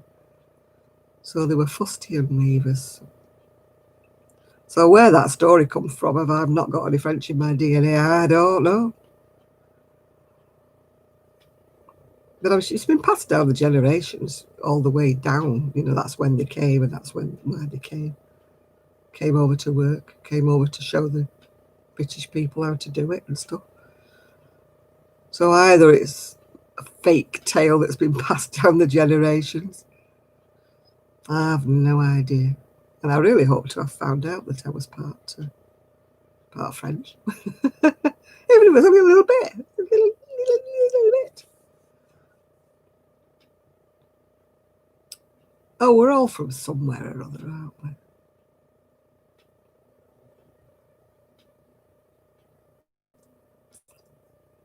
Oh, hi, Juanita. Have you got a new grandson? I saw a picture of a baby on your Facebook page. You're a grandma to two now. Yeah. Yeah, you've got a boy and a girl now.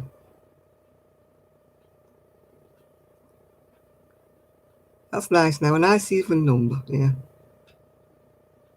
Oh, hi, Sajid. Hi, Sajid. Or hi, BB, whichever. Oh, he's a little pistol, is he? Boys always are. You've had it easy with the little girl. Where will you get the boy? Woo.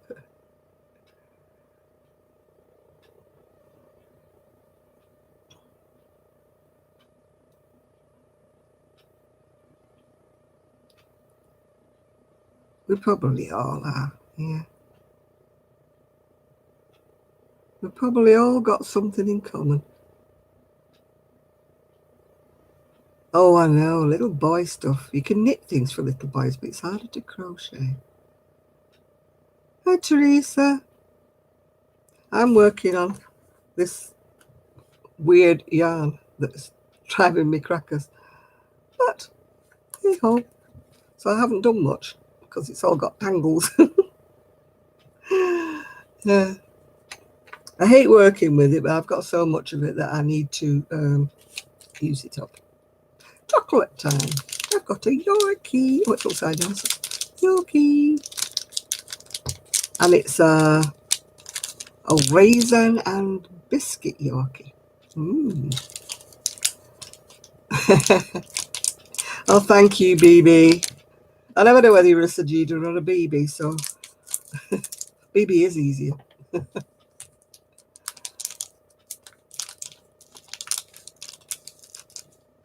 You've not had a Yorkie in ages. Well, I shouldn't be having one because they used to say Yorkies are not for women, didn't they? Not for girls. They'd never get away with that now, would they?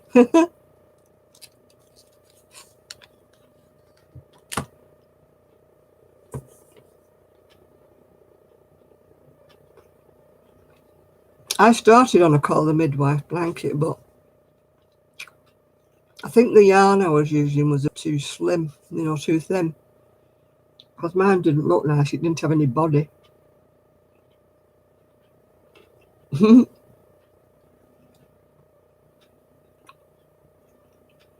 Oh, the Vikings settled in Normandy. Maybe that's where I get my Viking, my Scandinavian from. Yeah, that was it. Yorkies are for truckers, they're not for girls. What's in this? It's raisins and biscuits in this one.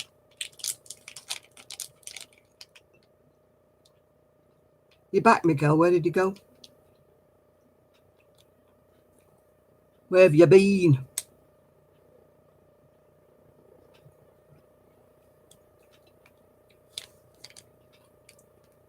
Dion disappears. Miguel disappears. They're both in Texas.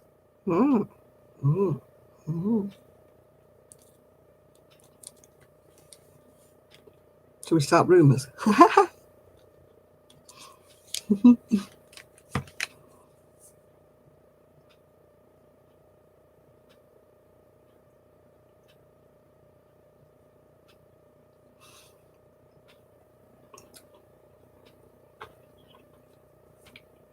Where's my Trevor? And where's Nathan? And Ian was here before, but now he's not, so I don't know.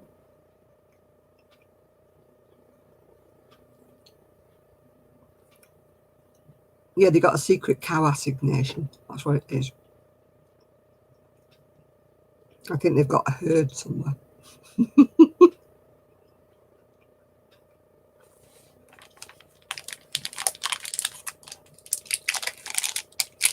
You should get Miguel one of your little cars for Christmas, Jill.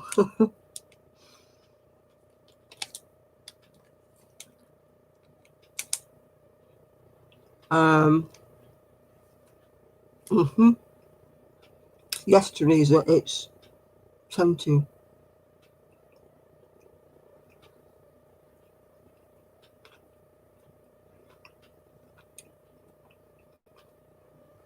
Did I change your poncho? I've not made a poncho.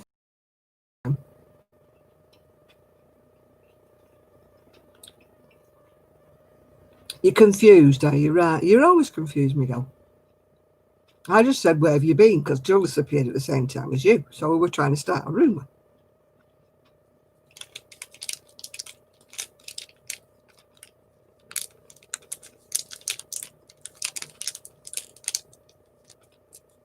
We're trying to start a rumour that you met in a cow patch somewhere.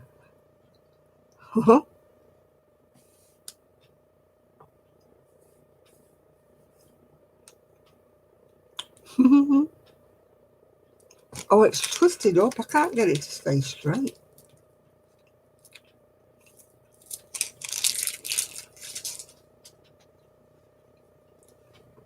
Talking about necklaces, where's Shad? Shad always asks me, what am I wearing, doesn't he?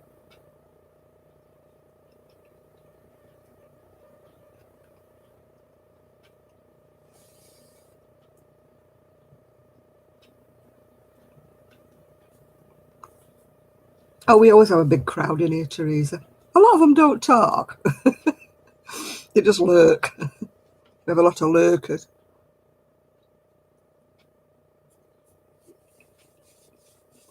They do the knitting or the crocheting while they lurk. I don't mind.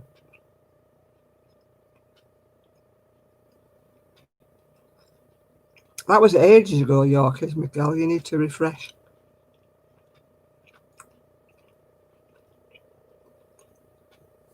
Oh, that was so sad, wasn't it, about Shad getting robbed?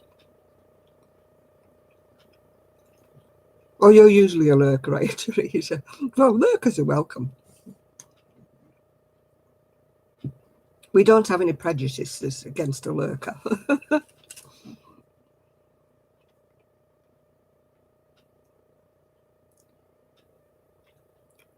Yeah, poor Shad, honestly. Any news from Sue? She's not doing too badly.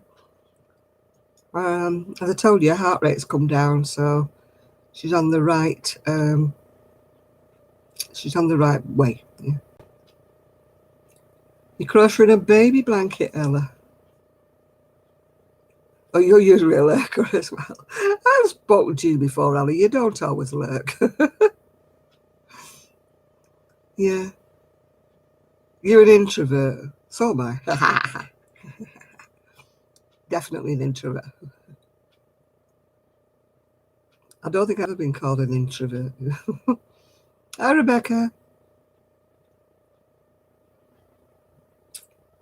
I am actually shy in public. You know, I don't like going into a room where I don't know people. For some reason or other, I'm not shy on the YouTube, but yet in person, if I have to walk into a room full of strangers, I just, oh, I'm really bad.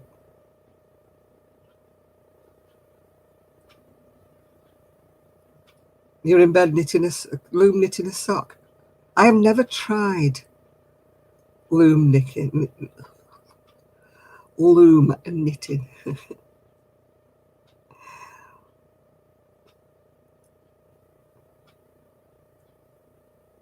No, I don't like going into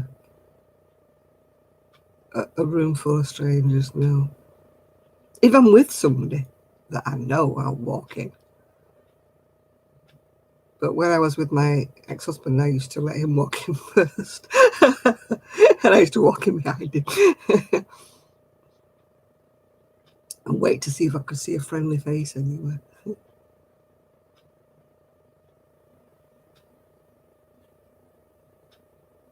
He'd rather go in a...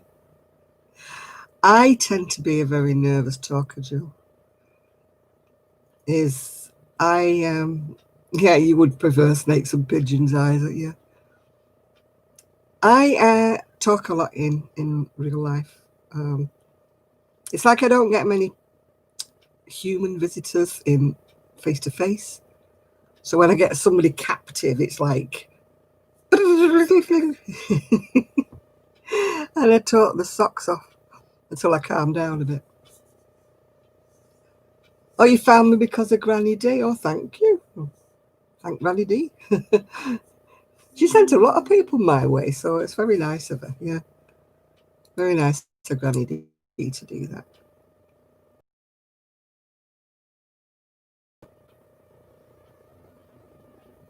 Or is that you, Jill, that's going to look after your dad? Somebody's going to look after their dad.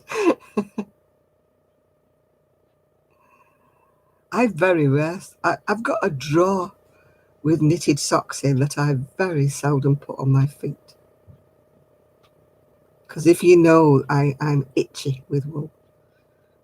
My feet are not too bad with woolly socks on, but the tops of my feet get itchy.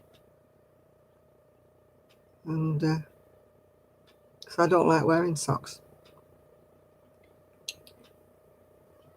I've started using this wonderful yarn. It's a besom to crochet with. So I've just started crocheting it. I'm just making another open work top. So we'll see. You spoke to Dad and you're not going till September. I knew somebody was going to see their dad. Was it you, Jill, or am I dreaming?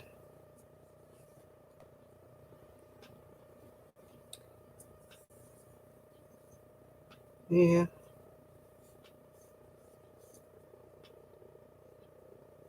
Yarn ball holder.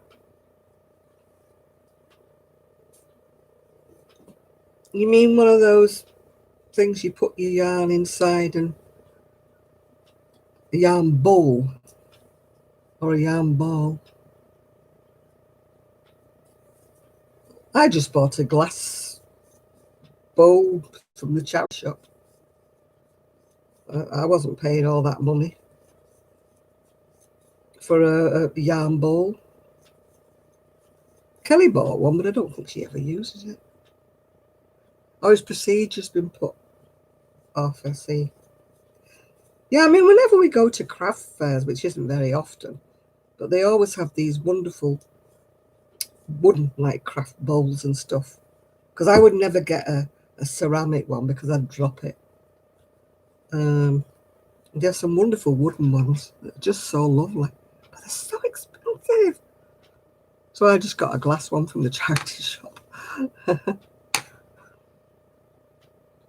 Yeah, mine's just like in fact, I haven't got it here. I usually bring it in with me. It stops the wool dancing around all over the floor. But here I've just got the yarn on the desk with me here.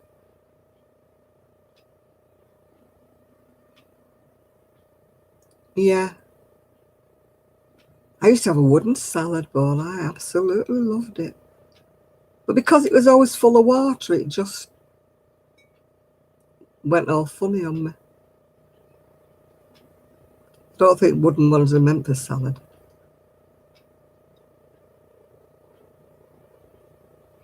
Yeah, the bowl I've got is more sort of like that shape rather than a bowl like that.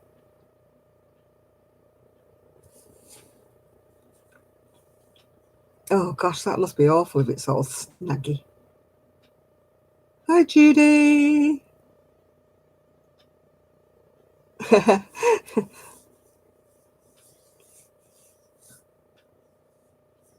You can buy cheap ones that are made out of like plastic that you zip up and your wool comes through a hole in the top of it.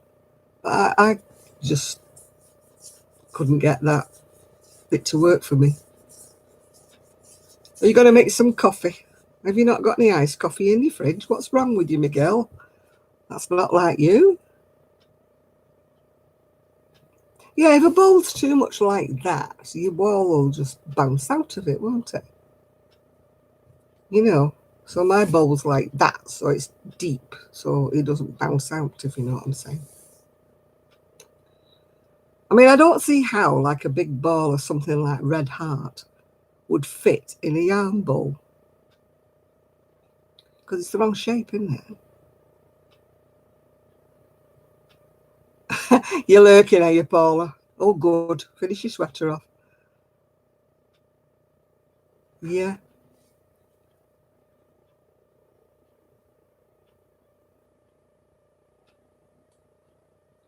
That's cold. I'm going to see whether this has kept me coffee warm or not. It did last week, but it wasn't that brilliant.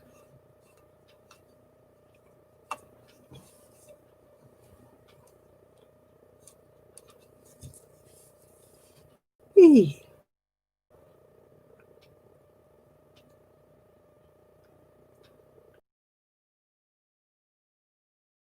I think yarn bowls would work if you hand balled your yarn or if you wound it into a cake. I think they would work then. But, you know, to me, I mean, yeah, everybody wants one and everybody has one, yeah. Oh, no, Tina, how sad.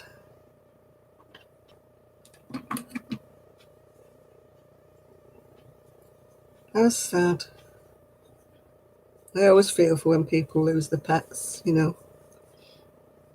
I'm dreading when we lose our poor Poppy, because she's about 12 now, I think, or 14, something like that, our Poppy.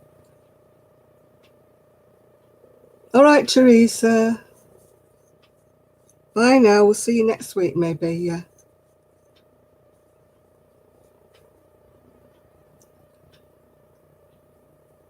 You've got to think about tuna, haven't you, Miguel? You called her tuna last time.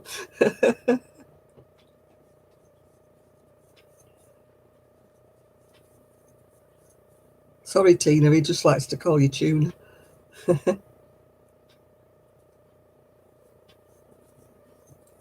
Yeah, my dog just lost the use of his legs. He hadn't been brilliant for a few weeks, but his legs just went from under him, and he was a staffy boxer cross, and he just couldn't stand at all. So I sat with him all night, and then you realise, don't you, you've just got to let them go. Whenever I write Gigi on my phone, it always changes it to hi. So every time I say I'm looking after Gigi, it says I'm looking after hi.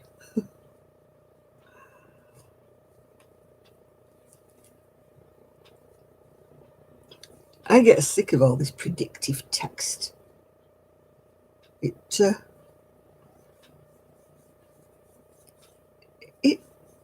writes all sorts of things, doesn't it, that you don't mean to say. You've got to check everything before you send it. Otherwise, you're sending some very weird messages out.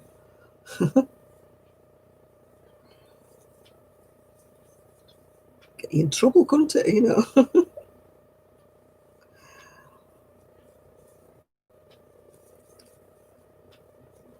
I always double check who I'm messaging when I'm on Facebook, because I sent Irene a really weird message the other day. Luckily, it wasn't anything rude. It was just something to do with me sorting out some stuff for Etsy, and of course he didn't know what the heck I was talking about. So he was doing a Miguel. I'm confused. What are you talking about, mother? I'm like, sorry, that message wasn't meant for you.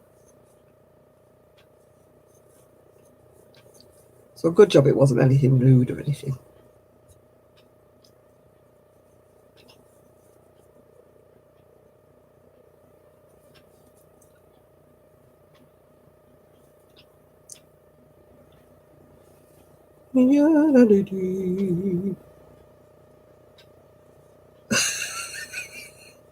He always calls you Tuna Tina, so that'll be your new nickname.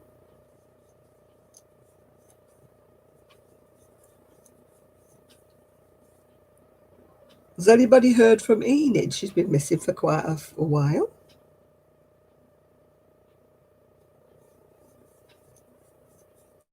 I know she was moving, wasn't she? But I tell you, if I can't get my internet up when I move, I'll be devastated. I'll be like, right,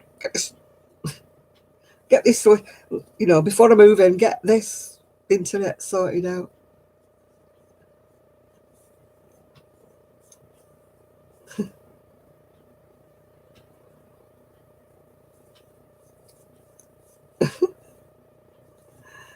Oh,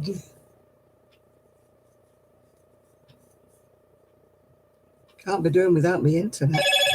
Oh, oh, stop it, whoever's sending me a message, stop it. Frightening me to death. Hello, Moto. What is it? Oh, somebody likes... Oh. Hello, Moto. Am I moving eventually? Eventually, Rebecca. No, I doubt that I'll be in Manchester. I'll still be in the northwest. I'm a northern girl. There's no way you'll get me down south. You drop your olive. Was it olive oil from Popeye? No, I don't know when I'm moving. I've only thought about it this last week or two. Yeah, I miss Gigi as well, but he won't be coming back. So, well, I doubt he's coming back for a year. So, yeah, I only made my mind up a couple of weeks ago that I want to move eventually, but it's not going to be like next week or anything like that. But it will be sometime. Maybe the next 6 to 12 months. Oh, was Isaac gone? All right. Okay, Isaac. See you later.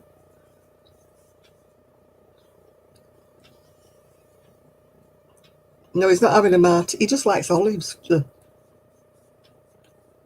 Yak. Olives and anchovies. The worst things ever on a pizza. My son and daughter-in-law eat olives, like stuff with peppers or cream cheese or something. They gave me one once when they were eating them, when they lived here a while back, years back. Oh, I couldn't find somewhere to spit it fast enough. Oh, I never tasted anything so disgusting.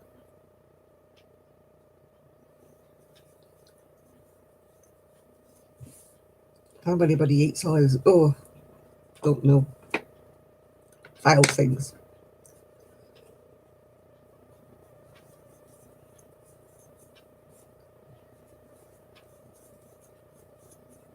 I have to pick them all off my pizzas because people always insist. When you order a pizza, they always insist on either putting anchovies all over it or putting olives all over it. And it doesn't matter if you write in the side notes, no olives, please. No, anchovies, please. They still put them on.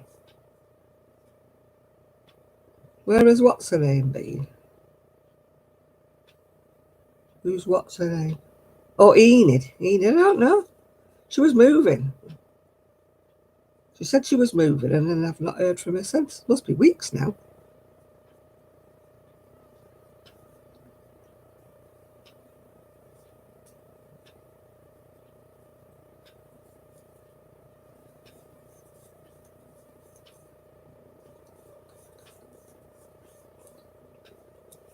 don't even know where she was moving to.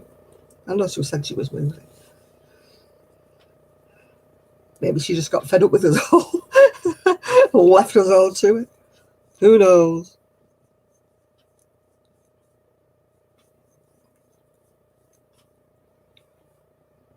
I thought she said she was moving. But then she used to say a lot, didn't she, Enid? So I don't really know.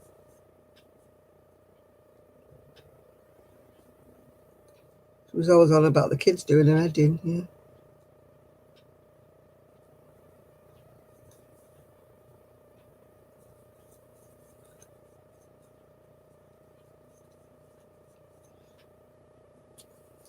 That's just what I thought.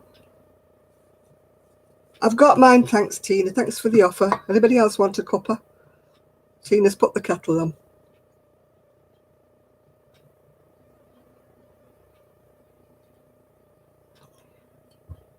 We haven't seen Zoe for a bit, have we? You finished another hot pad? That's good. You like Miguel with his scrubbies. Yeah, that's what I'm looking for. A nice little bungalow. My hips and my back are giving me... Your name is giving you a reputation of being thought of as a troll. Oh, dear.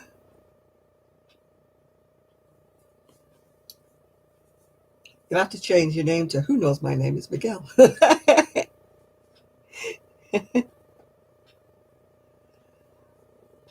That's one thing we don't have here, Juanita. That's one thing, you miss over here. We've got the market where we can get some things that are like got no labels on and that. You have loads of places where you get like mill ends, don't you? And I used to be very envious of these people who used to go wandering off and say, oh, I came back with these mill ends. I mean, somebody sent me some once. I mean, I paid for it.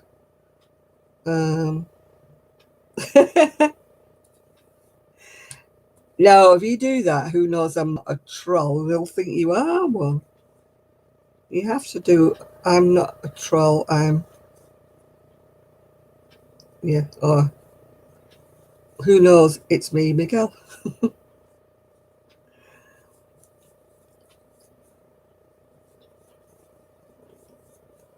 don't think we ever thought you were a troll. Yeah, but some places sell these bags of mill ends and they're really cheap compared with the real price of things. As I say, I got a bag of mill ends sent to me. I mean, I paid for it. Don't get me wrong, I paid for it. I paid for the postage. No, it was bottom up. It's just done like 4 pieces. There isn't a pattern for it. It's just, But the yarn was so bobbly when that I couldn't go into the stitches. I had to do like I'm doing here, go into the spaces. Because this yarn's so fancy. You're changing it to I'm a cow lover.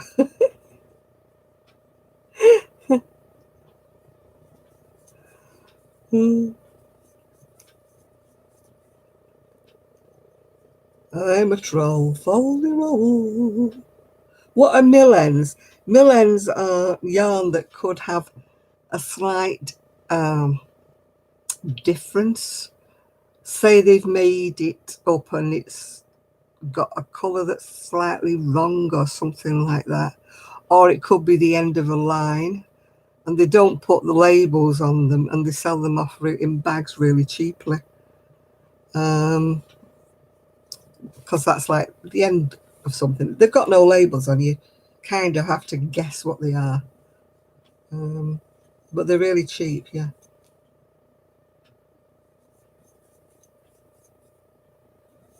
But we don't really have them over here. We don't have mill ends over here. It's quite a common thing in some places in the US, yeah.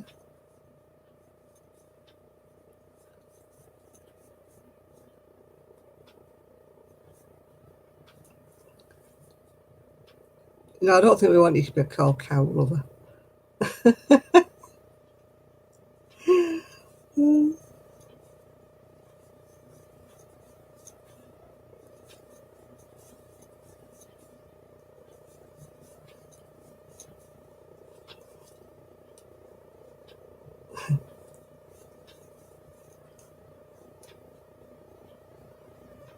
But who knows? Does sound like a bit of a generic name, doesn't it? Like,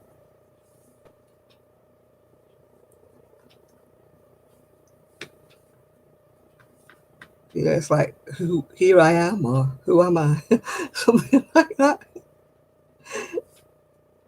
Oh, my pips are hurting today.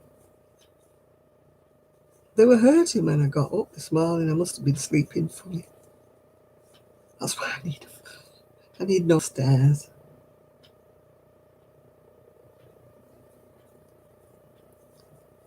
Stairs are killing me.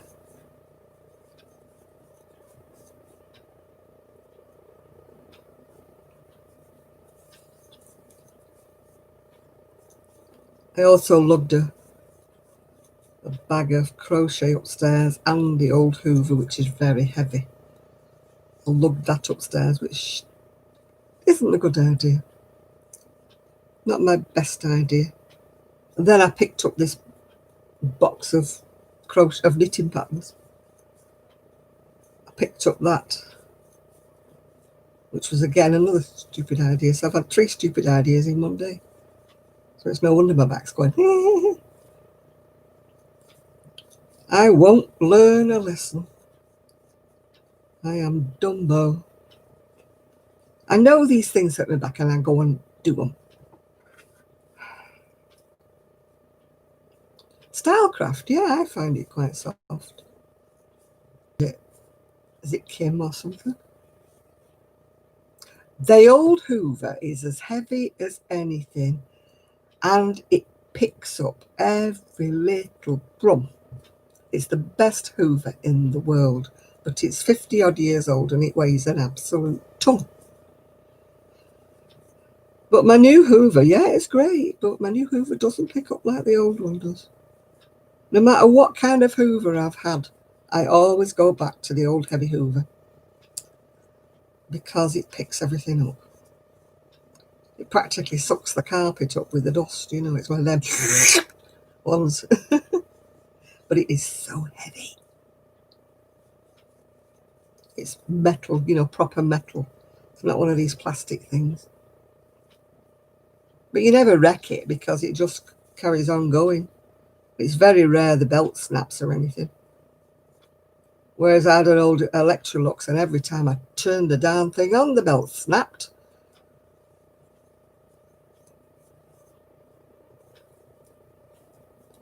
Yeah, I tell you, that Hoover would pick anything up, Miguel. Pick the chickens up.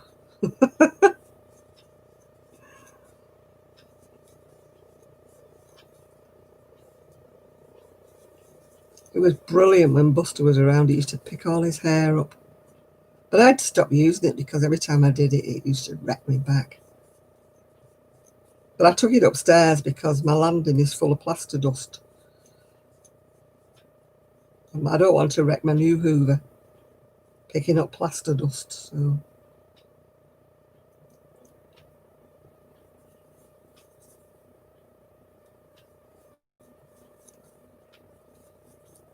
have your hens started laying again, Miguel? Or are you feeding them for nothing again?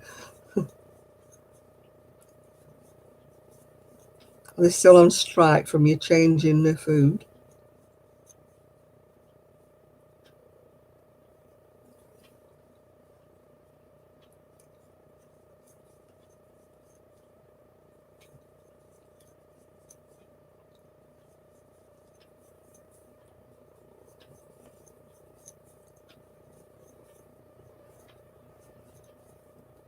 Miguel's disappeared again. He's probably lagging behind again.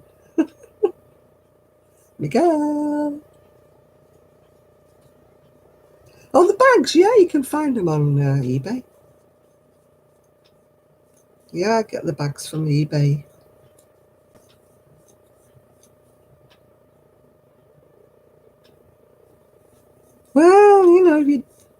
do you buy it for if they don't like it? They're fussy. You must have started them off on fussy food. That's why they're fussy. Gosh, looks very wide, doesn't it? I hope a big lady happens to like it. Or a lady who likes wearing things baggy. Kelly keeps telling me oversized things are all the latest fashionable. But being a big girl, I don't like wearing oversized things because I think it makes me look even bigger. Oh, yeah, it's looking pretty, but it's whether I can tempt anybody else into thinking it's pretty, because I really don't want to wear it. Yeah. Well, hello there, Nathan. Where have you been? You have been missed. We did have Ian on here, but he seems to have disappeared.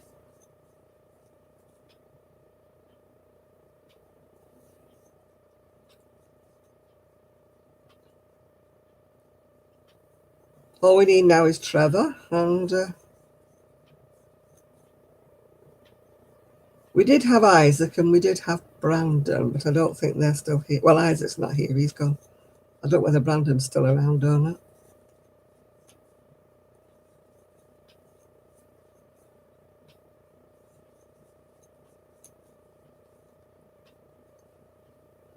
I don't think we'll see Trevor now at this time of night. Hi, Katie. And Shad, yeah, Shad's not here either. Shad might have gone fishing now, you know. And no Mr. Marsh, no, you're right there.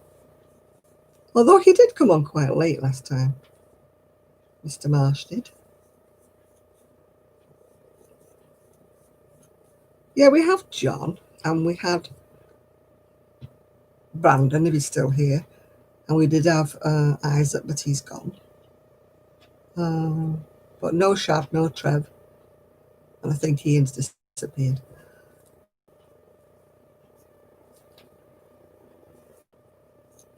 Hello, Carol from Canada.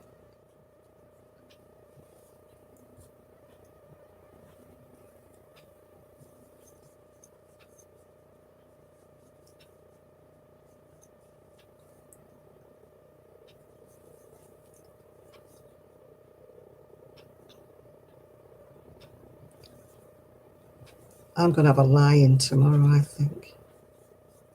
Unless anybody wants me. I hope they don't. Because the house is a tip, so I don't want anybody calling tomorrow.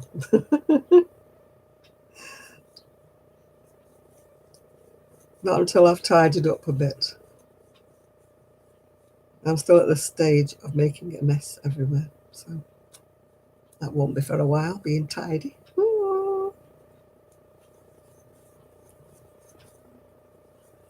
I can't do a lot really until this guy's been and done the loft. What's a lie-in? It's when you live on your own and you're my age and you can turn the alarm off and go, no. That's what a lie-in. But a lie-in is something that you don't have when you have animals or children. You have to get to a grand old age like I do with no pets and no kids. But usually somebody either sends me a message on the phone, and you know how loud my phone is, or somebody rings.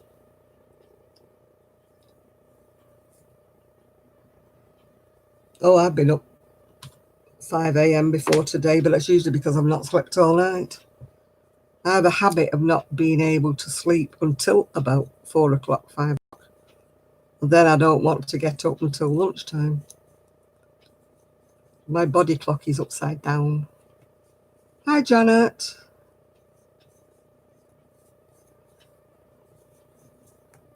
I just wish I could reset my... Oh, hello, Denise. Hi there. Hi, Denise.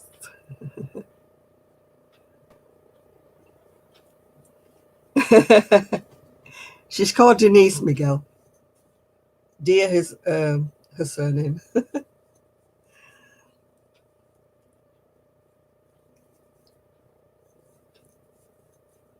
Yeah.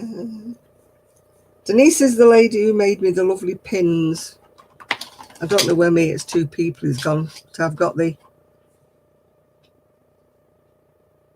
I'm a happy hooker. I've got the I'm a happy hooker one. And I'm too peoply has vanished. It's probably dropped on the floor somewhere. Oh dear.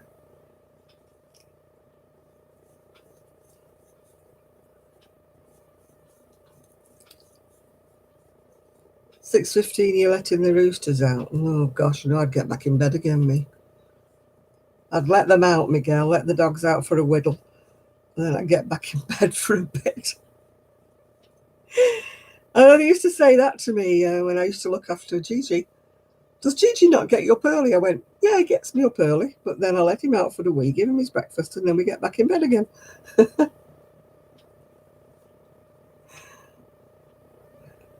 You're still there, John, but you're going now. Okay. Nice to talk to you. We'll see you all next week.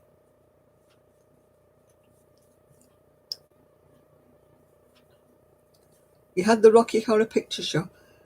I used to go to know a crowd of young lads that lived around here, and they were really into the Rocky Horror Show, and they used to go to it every time it came to Manchester. And they used to dress up, you know. And I used to say, don't you feel a bit of a twit like on the tram, you know, with your high heels and your suspenders and everything? And they went, no, because loads of people are dressed like that on the tram. You know, fishnet tights they used to have on every fishnet stockings, corsets, corselettes and stuff. I mean, they were all heterosexual males. It's just that they used to like dressing up for the Rocky Horror Show. I mean, they did used to go mob-handed. They didn't go, you know, one person on the train, you know, tram. But it was a lot safer on the tram back then. People didn't have all this. I mean, now they'd probably get mugged and beaten up or something for looking a bit different. But I mean, they weren't. It was just all dressing up.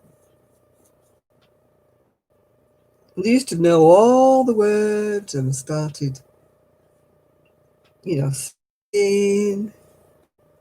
Or you started the red one, or the one with all the lacy bits at the bottom, Denise. I think very carefully about putting it around the sleeves, unless you've got door handles that are quite safe. My door handles go like that, so I get hooked up on them.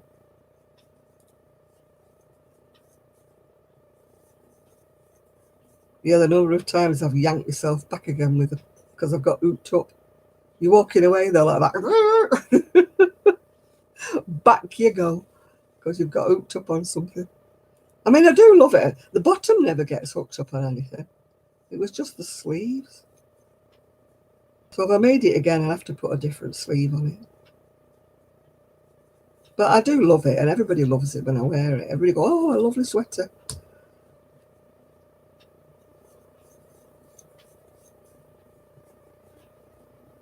Yeah, yeah.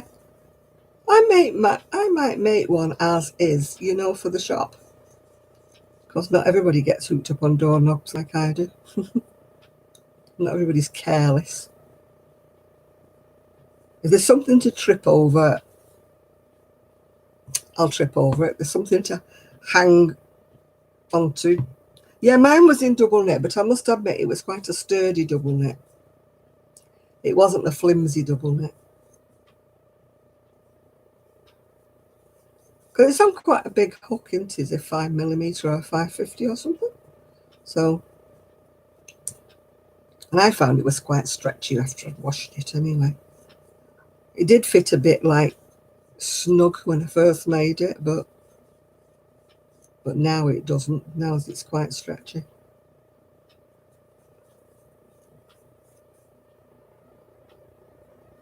You've got so much to do. Wow, what have you got to do, Miguel? I've got so much to do, but you know, just trying to pace myself one bit at a time. One day at a time. Or don't make it too big, Denise. You're not as big as you think you are. You always make everything huge. I tell Kelly off for that. Kelly always thinks she's about, I don't know what. You've got a lot to do. I've got a lot to do as well, Miguel, but I'm just not thinking about it. I'm just sitting in the middle of chaos crocheting. It's what I do the best. I've got a lovely ability to ignore my surroundings when I'm crocheting. Kelly can't do that. Kelly has to tidy up everything before she does anything. She can't sit in the middle of chaos and crochet like I can. I have this ability to just, shut off. I used to be the same when I was reading. My dad used to say the Third World War could happen around you when you're reading and you wouldn't notice. Yeah, don't make it too big because it will go a bit bigger when it's washed. So, you're not as big as you think you are, Denise.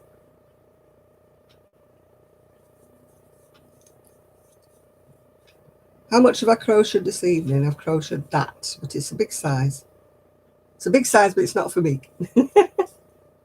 Although, let's be honest about it, it probably would fit me, but it's not for me, if you know what I mean. Yeah. No, Kelly always thinks she's ginormous when she's making anything. She's like half the size of me, Kelly. I mean, she was talking about going on a diet and she was saying what her starting weight was. And I thought, oh, if that was my finishing weight, I'd be so pleased, Kelly.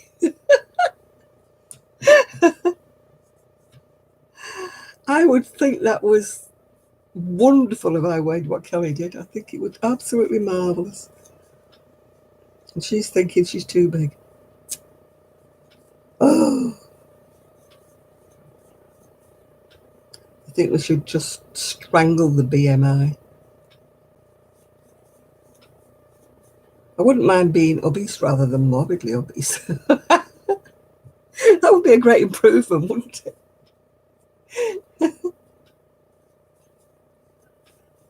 What tickled me was the guy who called me that in the hospital, and his nurse that was seeing to me was like twice the size of me, and I'm like, why don't you tell her? Hero who fiddled while Rome burned. Every now and again it gets to me and I think, no, gotta go and wash them dishes. But half of the time I think, no, I'll do them tomorrow. I'll do them tomorrow. I don't cook, Miguel, so I don't have as many dishes and things to wash that other people do. So I refuse to put hot soapy water in for like 2 dishes and 2 cups on a plate, To me, that's wasteful. Yeah, well, you cook, I don't cook. I'm a brilliant warmer-upper. Warm things up a treat, Miguel. Although I did cook a pork chop the other day.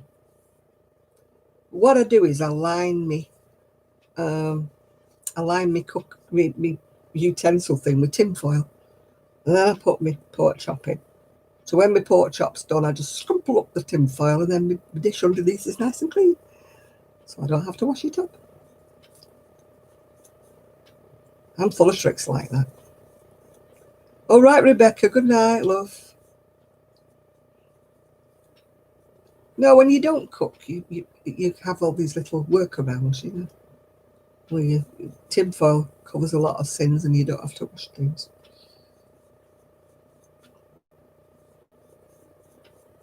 Yeah, I love tin foil. It means you don't have to wash all your horrible oven things and what they call them, tin things that go black when you've been using them.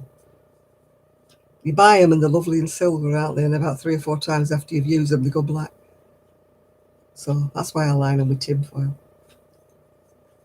I'm not even trying to scrub them. They're clean enough for me because my food doesn't touch them, so whatever. It's like my ex-husband said to me one time, the bottom of this plate's dirty, you've not washed the bottom of it. I said, I only eat off the top. I was joking, of course, but he didn't find it amusing. He took me really seriously and he said, yeah, but you stack the plates one on top of the other. So if it's dirty on the bottom, it'll go on the top of the other plate.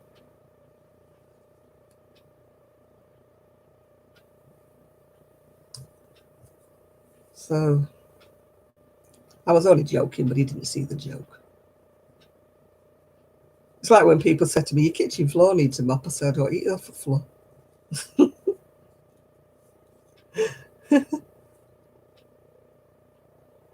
No, I don't eat off the floor. If I sweep up the bits, that's enough for me. I don't have to keep mopping the damn thing. I don't have a dog anymore. I used to mop it when I had the dog, because he used to spill his everywhere and stuff. But if I drop anything now, it's only bits of paper or bits of different things, and I think, I'll just get the brush out and sweep it up. Not mopping it. Not wasting water. Mopping my floor. It's not dirty. Oh, well, you've got animals, Miguel. I mopped when I had an animal. Walking in with a little mucky, You just put it up to a 10-second rule, yeah. I mean, when I dropped anything on the floor when I had Gigi or Buster, then I had to throw it away because it would usually come back stuck up with doggy hair or something. So I wouldn't eat anything that had dropped on the floor when they were here. But now, no, that's fine.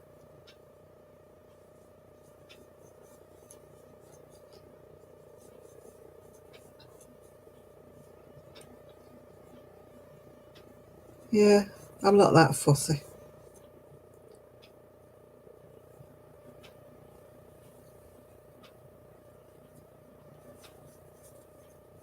If anybody doesn't like my kitchen, they can come and mop it. I'm proud. Well, you see, my kitchen floor gets bits dropped on it. I don't mean food bits. It gets bits of paper and all sorts of bits dropping on it. So I sweep it up. But it's just I don't wet mop it very often. As you say, when you have animals, you have to do that, don't you? Because they tread all sorts in. And they spill their dog food and they spill their water and make a right mess everywhere. And dog hair gets everywhere.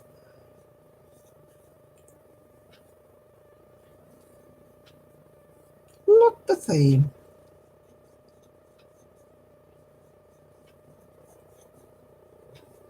This isn't. It's not growing very much, is it? Man, it is wide. Hen wanders in.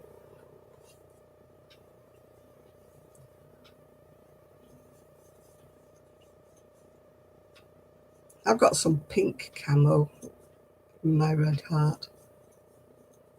Only a couple of balls, I think.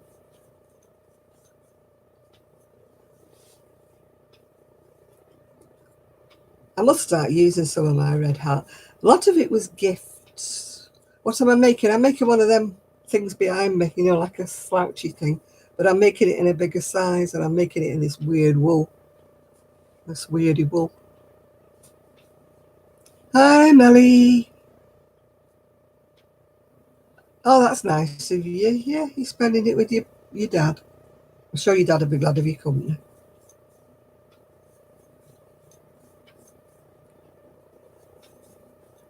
Have a nice chat with your daddy.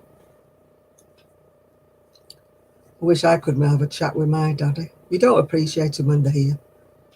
When they're not, you miss them.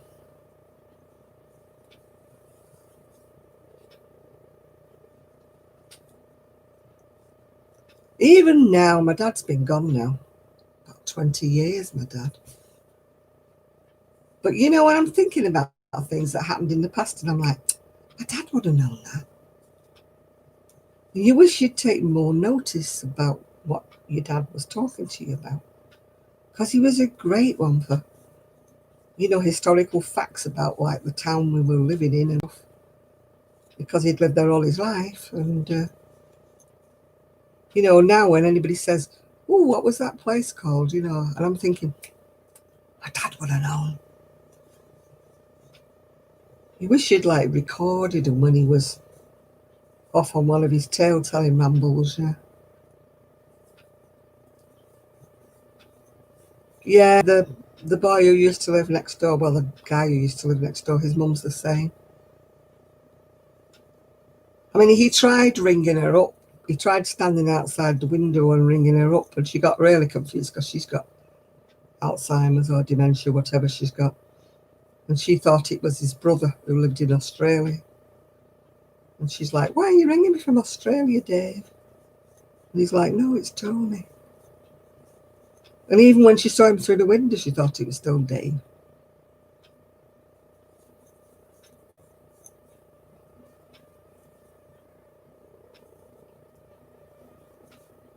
I mean, my dad unfortunately finished up in a nursing home because we couldn't. My mum was disabled and in a wheelchair, and she just couldn't cope. I mean, boy, did we have trouble on trying to persuade her. She kept saying, "No, no, he's not going anywhere. No, no, no. I'm not letting him down. He's been my husband for years," and da, da, da. But eventually we persuaded her to let him go for a fortnight, for a respite, yeah. And he never came back home again. Because I think Mum realised after he'd sort of gone how much she'd had to do. She wasn't fit, she wasn't able. And me and my brother were both working, so we couldn't, be there with her all the time when she needed us. I mean, if I'd have had a husband and, with a wage coming in, that was a different matter. I would have took time off, from work and, looked after my mum, but couldn't do it. I mean, my brother was brilliant. He was like semi-retired when my mum was ill after my dad had passed. My brother did the lion's share because he'd semi-retired then. So, I mean, my brother was absolutely brilliant with my mum. But she did want me to go and do things for her, and, obviously there was things that a brother couldn't do, yeah.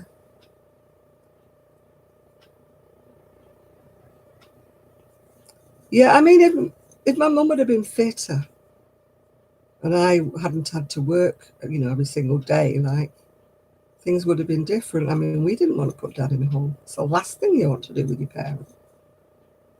But in the end, we just couldn't cope, He was doing all sorts of silly things, like walking up the street without his underwear on, doing all sorts of silly things. So my mum couldn't sleep because she was like wondering what he was going to do while she was asleep, because she was deaf, so she didn't hear him get up. It's very, very difficult. It's a dreadfully cruel disease. I mean, I always say I'd hate to have that. I'd rather have something else. But it's like my son said, "Well, if you had it, Mother, you wouldn't know, You'd be the last one to know you had it." But I think probably when you're halfway there, you must know something's wrong. My dad just used to say he was forgetful and stuff. He used to say it's that Alzheimer's disease. He used to always joke about it. "I've got Alzheimer's disease." And in the end, he did.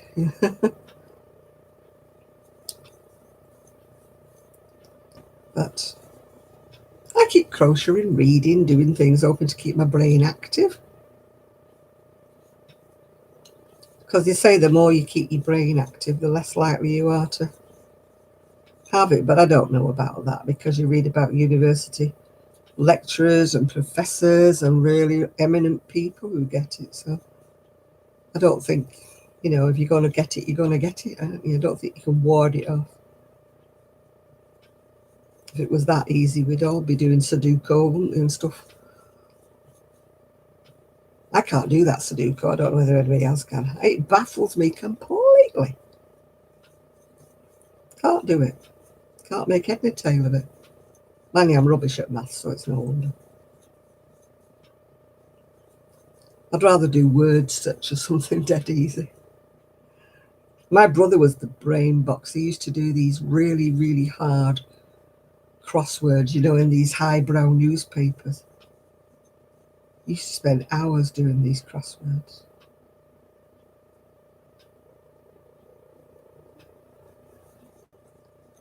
I mean, thankfully, my brother never lost, his mind. His was physical. He had cancer, bless him. But at least he was, he had all his faculties, if you know what I'm saying.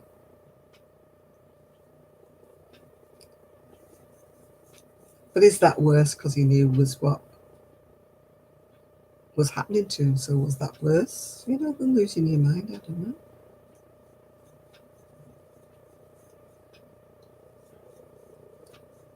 Oh, I can't even start it. Sudoku's just like, might as well be written in Japanese. My brain just doesn't compute that way at all.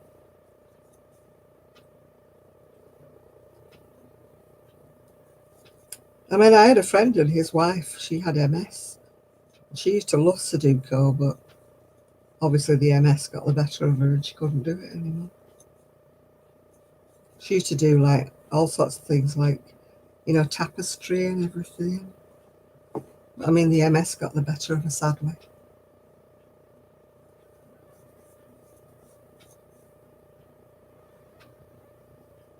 Well, my brain doesn't work that way, Tina. Honest to goodness, I can't even think. I look at these Sudoku puzzles, and they used to be I used to get Sunday papers every week. I don't know why, because I hardly ever read them. So I stopped them in the end because I kept forgetting to pay them. And then when I went, it was like 30 quid, because I'd left them, 2 or 3 months. And, but before that, I used to try to do the crosswords and stuff in the paper. They always had one every Sunday. But I was never that bright. Yeah. I didn't mind a crossword, but an easy one. The ones in the sort of low-brow newspapers. My brother used to do the ones in the highbrow papers, like the Times and the Guardian. I used to do the low-brow ones like in the Daily Mirror or Daily Mail. Oh, numbers. I just have this thing about numbers. I'm sort of number blind. Other people are dyslexic with letters. I'm dyslexic with numbers. How I passed my driving test, I don't know. Because when he asked, so I told him what the number plate was. And he said, no, that's not right. He said, can you read it again? And I thought, what did he write? What's he going up about? So I read it again. And he said, well, you've nothing wrong with your eyesight. He said, but have you always been dyslexic? And I went, no, I'm not dyslexic. He said, well, twice you've read me the number plate, but you've read it back to front. So I read the number plate, but I'd gone like left to right instead of right to left. But that's the way my brain saw it. And I'm ace at reading things upside down and back to front. I'm brilliant at that. When you see these things on Facebook, I bet you can't understand this. And I'm like, yeah, I can just read it like normal. Back to front, left to right, upside down, makes no difference to me. I can read it. But numbers, They tried to make me do finance, as they called it. I used to call it finance. They tried to make me do finance when I was working at the job centre. That was like writing up the checks and stuff. And said, no, don't put me in there. I said, it'll never balance if you put me in there. I said, why? I said, because it's just don't do numbers, My dad said I used to read books left to right when I was little. I don't remember that. I mean, I read them right to left now. But he said when I was little, I used to read them backwards.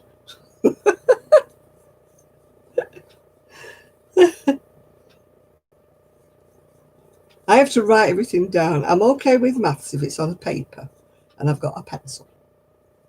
I can reckon up anything on that, but I cannot do. I'm terrible at mental arithmetic. You know, when people say I was born in 19 whatever, I can't work out how old they are unless I get a bit of paper and I write down what year it is and what year they were born, and then I take one away from the other. I can't work out how old people are. They just tell me when they were born. Can't do it.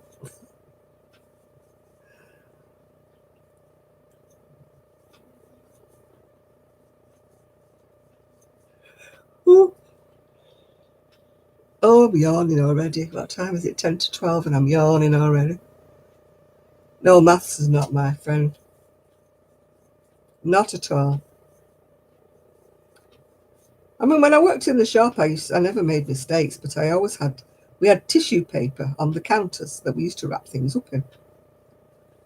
And anybody who got things wrapped up in my tissue paper always had like sums written on it. Because that's how I used to reckon.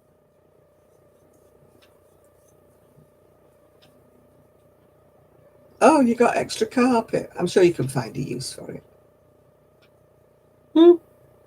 I've got a roller carpet up my pantry, under the stairs, my cubbyhole.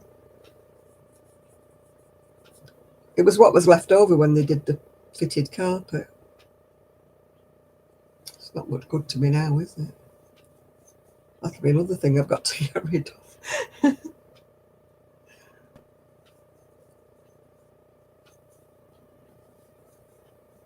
I'm just a hoarder.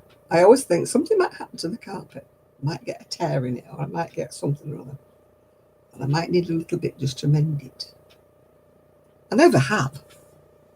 Oh, don't forget me pills. Oh, don't remind me. I haven't even reordered them. I wish my pharmacy would keep a tab on what I need to order, because I always forget to order them until I've almost run out of them, and then the chemist will say, "Oh, it'll take a week to get them." So I finished up with half of my pills missing. Yeah, you're not the only one, Miguel. I'm nodding a bit here. Even with coffee, I'm still falling asleep. I've got to take my pills, the ones I've got left. And I can't ring up for them now until Monday, so I'll have to write myself a note. Chemist, Monday. No, somebody on Facebook or something complained about that. About somebody counting change out in the hand. My dad always told me to do that. Count up. Like £2.5, £2.10, £20, £2.50. This woman was going, I hate it when they do that. Do they think I'm stupid that I don't know how much change I should have? And I thought, well, they don't do it for you. They do it for them. Because that's the way you make sure you're not making a mistake.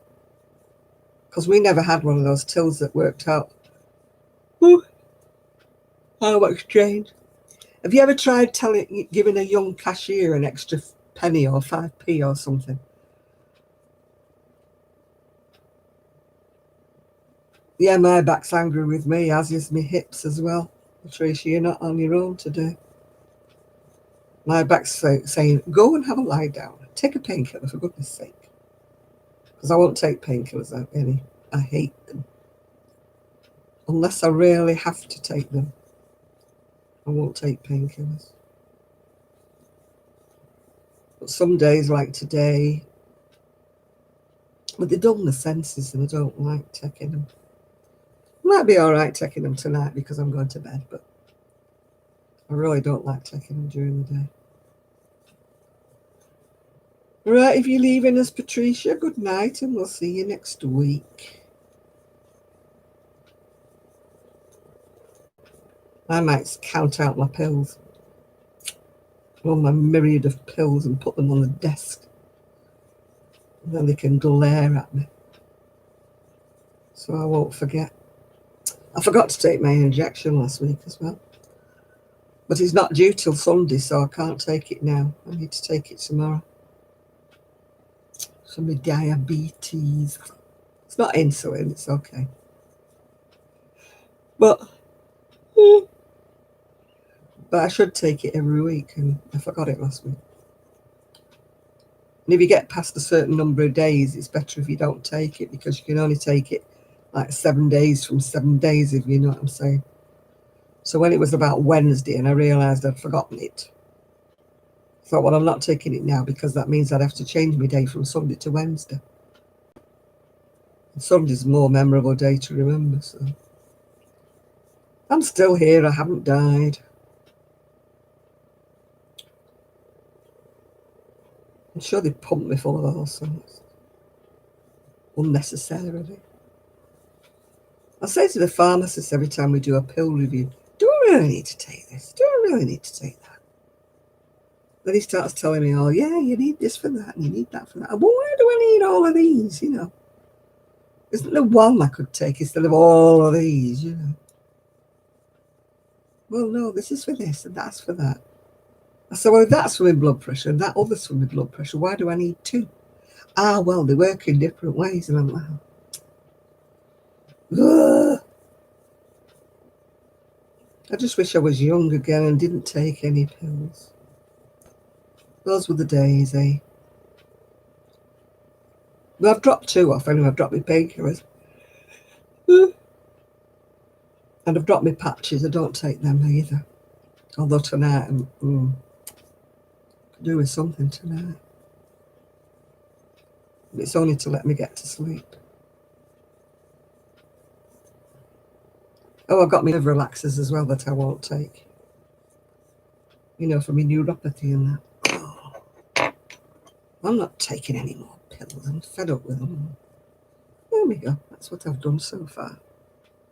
Not much, is it? But it is wide. All the dangly bits are coming out. I don't need to thread them. I'll pull a few through when I've finished. So I'm going to count out my pills now, because I've gone off my crocheting now. I've done enough for tonight. Right.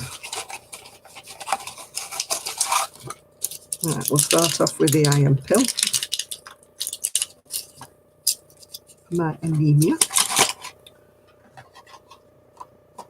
Tornado sirens are going off. Oh my God, Carla. Stay safe. Go under the kitchen table or wherever it is you go.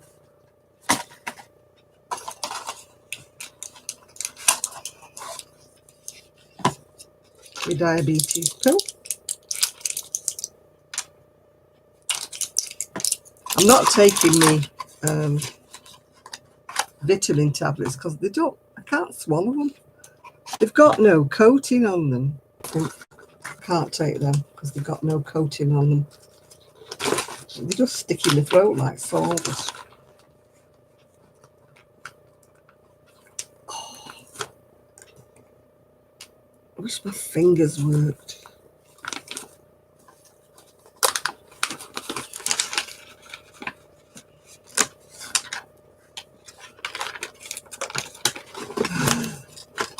Right, shall I start on the left-hand side or shall I start on the right-hand side?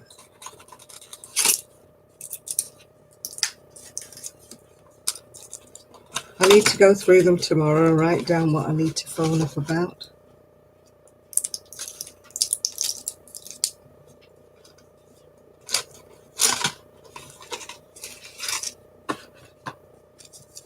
You're still making your diaries, Nathan? Or have you given up with those? With your fine yarn and your fine hook? I thought about you today when I was looking through my patterns, and I found that this diary book. And I thought, ooh, I wonder if Nathan's still doing his diaries.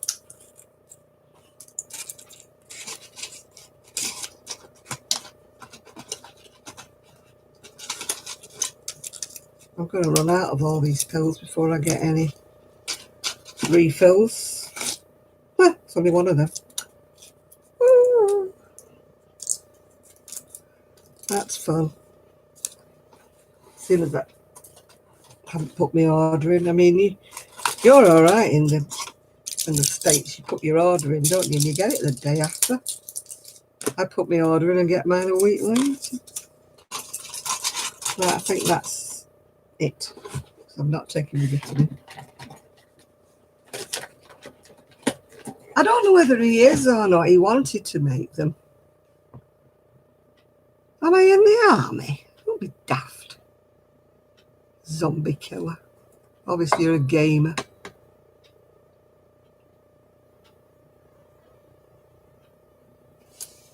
Hello, whistle. People, whistle.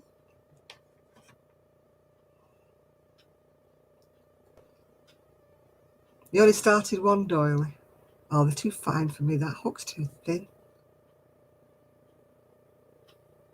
I was watching, what's she called? Oh, God. Little Drops of Wonderful. She was picking up pebbles and she was crocheting around them in white thread. She crochets over jam jars and makes covers for them in crochet, you know, when she puts her night lights in. I wish my pharmacy would. I have to remember to order mine and I never do. And I remember when I'm nearly run out and then I have to wait. Yeah, she was doing Dyeing Yarn, the one I was watching. It's not her latest one. Using the sun, you know, for the heat of the sun, because it was a very hot day one day. Excuse me. I love her videos, yeah. I used to watch them when I had my breakfast every day, but she stopped doing the daily ones now. I think she only makes one a week now. Collecting vintage doily patterns. I've got one somewhere. It's in that pile of patterns somewhere, so I'm not looking right now. Oh, I wish my pharmacy did. My pharmacy, you have to tell them what you want. Then they have to send it to the GP. And then the GP, for some reason or other, takes about 3 days to fill the prescription. Then it goes back to the pharmacy. So if I order them on Monday, I'll be lucky if I get them till Saturday. I'll be lucky if I get them Saturday, which it means in the meantime I'll have run out of several of the pills. But do I care? No. Because I don't like taking them anyway.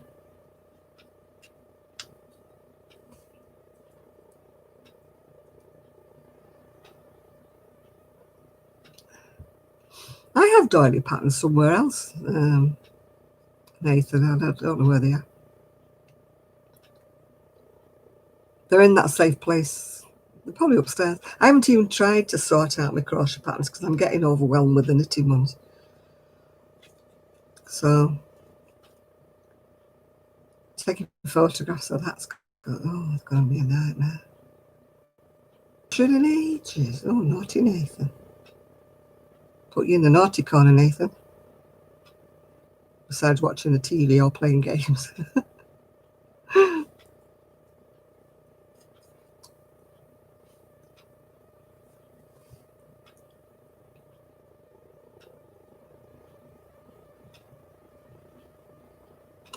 My problem is if I don't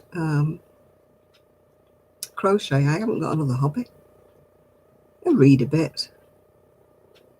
But like some people have like lots of hobbies, don't they? They do jigsaw puzzles, they do loom knitting, they do cross stitch or something. I don't have another hobby.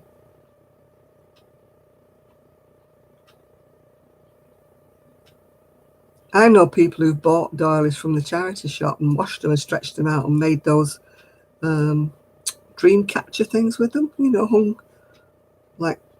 them out, stretched them out into these embroidery frames and hung them, you know, hang them on hoops, yeah.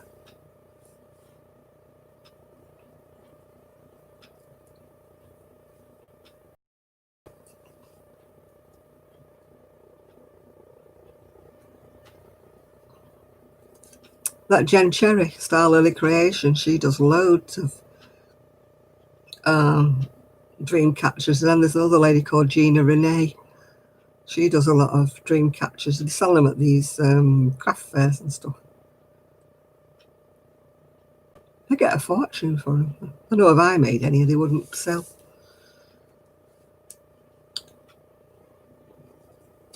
Some people have a knack though with the colours that they use and make them look really, really attractive.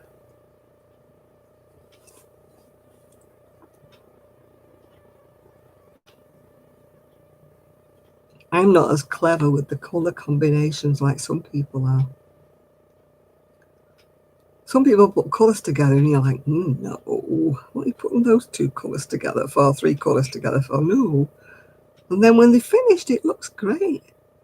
But I haven't got the eyes. I can't see some of these colour combinations, yeah.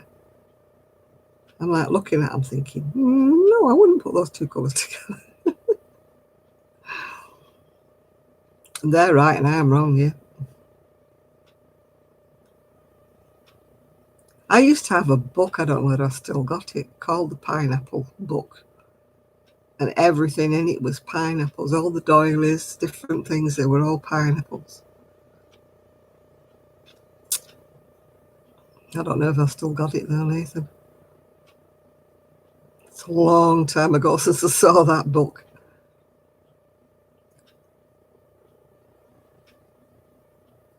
Oh, thank you, Tina. You like my colour. I've got no control over that. That was already done in the balls of wool. And I do like those shades together, I must admit. I wouldn't have thought of putting them together if I'd have been choosing, separate colours. But they were all colours that were in the ball of wool. Yeah, it's sort of like a sort of a yellowy coloured book. It's in black and white inside, but it's like a yellowy cover on it, goldy coloured cover. It's called the Pineapple Book. It's a very old book. It's been around since Adam was on that, yeah. But I've got one copy of it somewhere. Now I used to have a lot of Twillies patterns. Twillies did a lot of more substantial doilies rather than lacy doilies, yeah.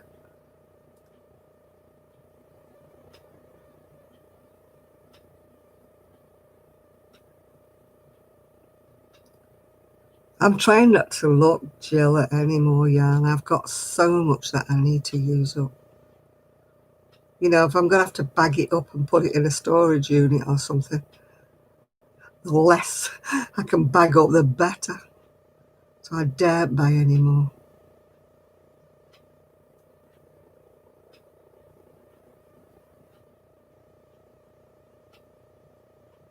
Oh, it costs us a lot of money to post anything. I mean, that's with these patterns I'm selling. I mean, I've got no objections to anybody buying them from me that's in the States, but I just hope they realise how much it's going to cost for the postage to send them. It isn't the cost of the pattern, because it would be. I'd have to inquire. As you sent a newspaper through the post, you used to roll it up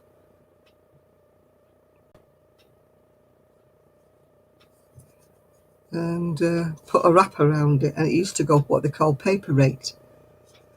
And it was dirt cheap, going to send it, but you had to roll the paper. You couldn't wrap the newspaper up. You had to roll it tight and put this band around it. We don't have any cheap rates. We have first class stamps and second class stamps, and each of them are dear. Because I looked up how much it would be to buy the stamps in bulk. I mean, how you buy them through the internet, I don't know, because you'd have to use glue, wouldn't you, to stick them on the envelope? Because if I printed them out, I mean, my printer might be on the fritz and it might not print them out properly, and then where would I be? So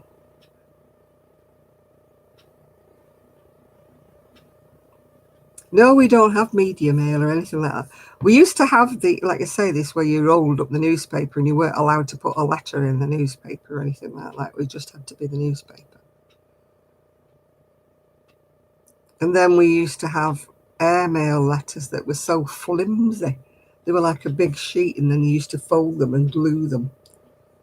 And they were so flimsy but they didn't weigh anything. You used to buy it and it was already pre-stamped, so you could just pop it in the post box.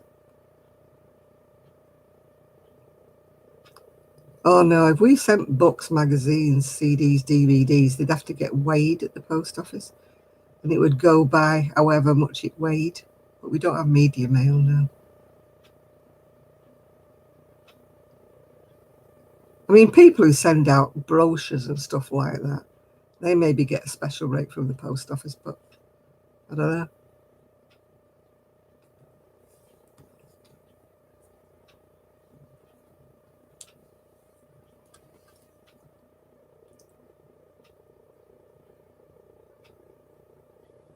You see, we don't have flat rates like you have boxes that you can send things from one another country to the other in a box. And as long as it fits in the box, it doesn't matter how heavy it is. We don't have that. You know, we have to weigh everything. Everything's got to be weighed. It's the size. If it's bigger than an A4 size and it won't go through a letterbox, they charge you even more. You know, they have a little template like a letterbox at the post office, and they try to push it through. And if it won't go through, then you can't send it this other rate. You've got to send it parcel rate. And it costs you so much money just to send a pattern piece of paper.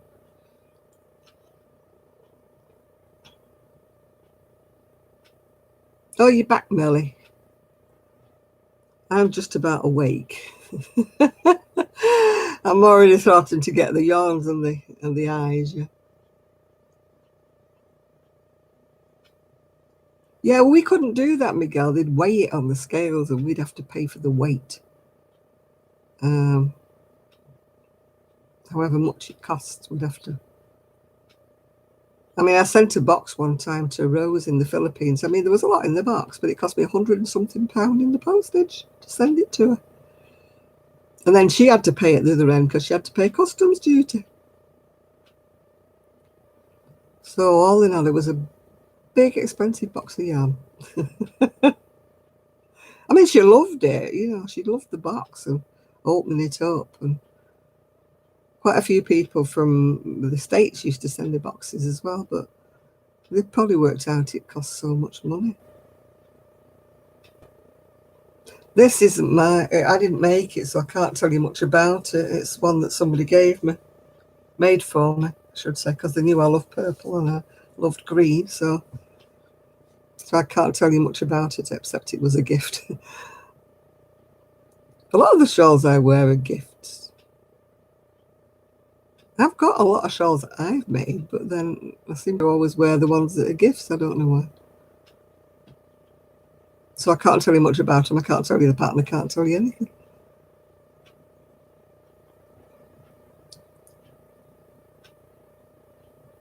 I was looking at my Etsy shop, and what I've sold the most of in shawls was the virus shawl. I actually don't have any virus shawl. Oh my God. I can't even send a little lightweight top to the States for £15, which is about like $17 or something like that to you. That's why I've put postage free, but I've had to put the cost of my garments up on Etsy because I can't afford postage free. Now it's going to cost me £15 to £20 to send it to the States. You know.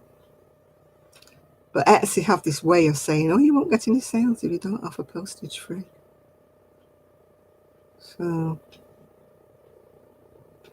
I don't know which is the right way.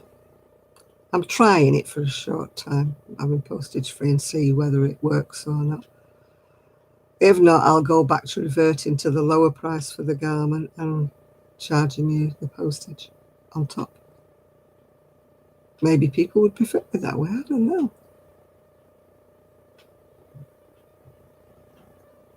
Oh, I wish we did have something like that, Miguel. We don't. Everything gets weighed.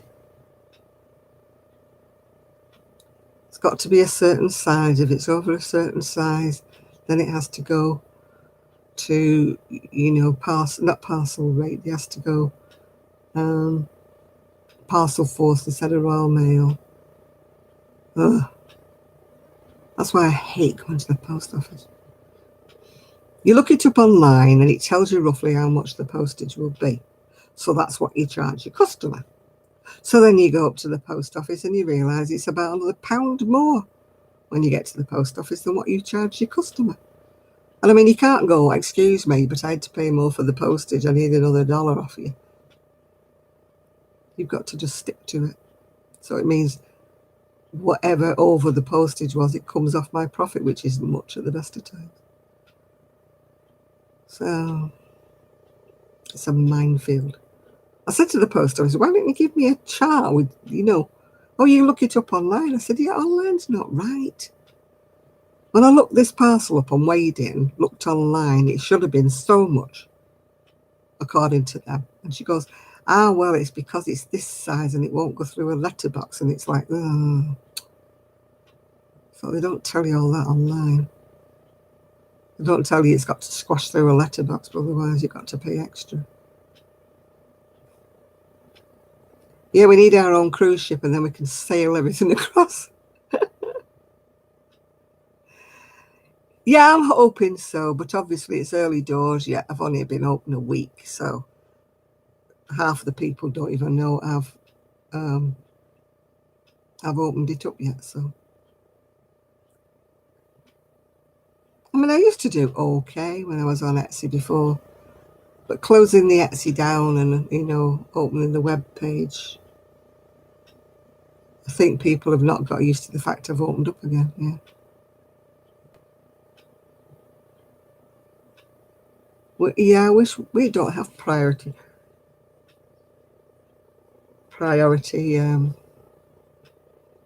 boxes or anything like that.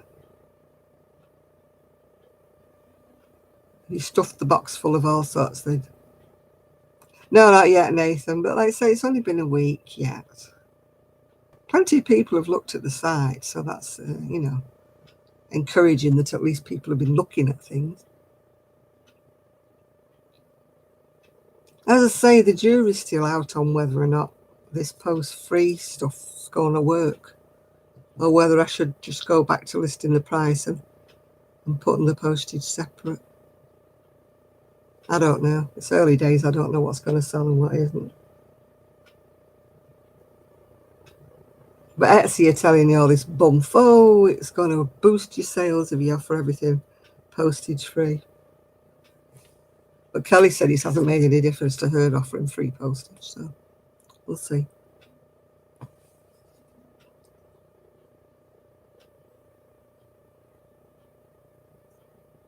That's the last 2 of my pills taken.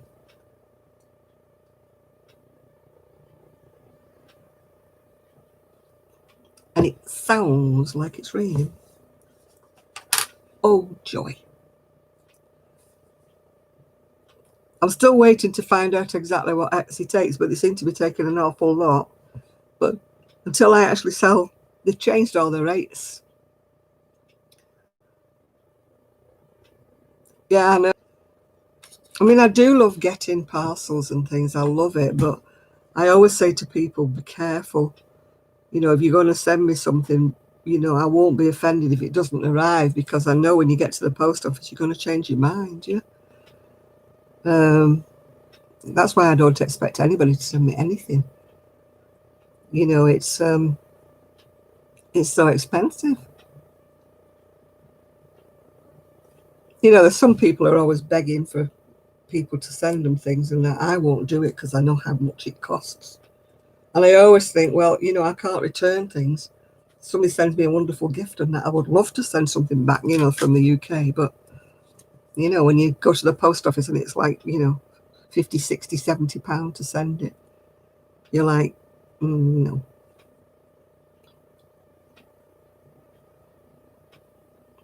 Right, it's 51 degrees at the moment, and it says no precipitation for at least 2 hours. Really? Sounds like it's raining here.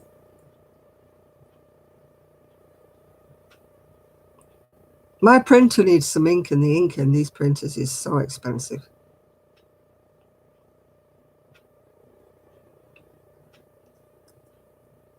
Oh, our post office. God, you'd never be away if you wanted to complain about our post office.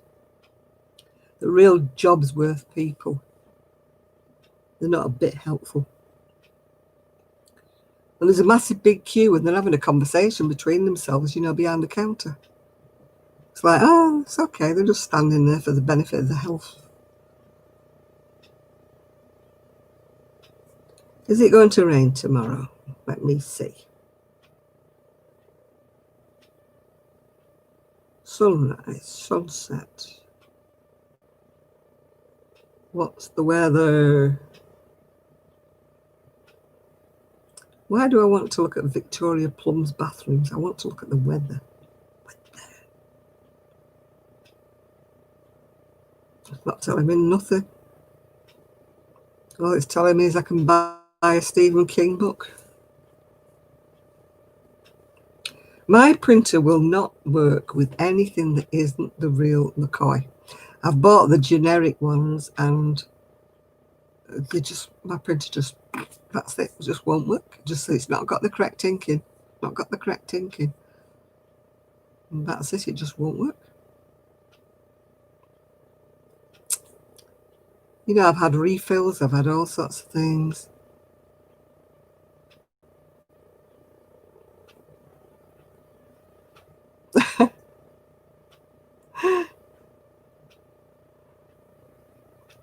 Yeah. God, it costs so much. Last time I sent a parcel to the US.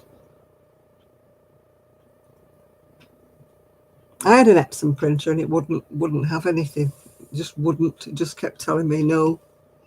I've got a HP DeskJet at the moment, and the cost of the refills, for the ink are just ridiculous. You could buy a new printer cheaper. Except when you buy a printer, they don't give you full inks, do they?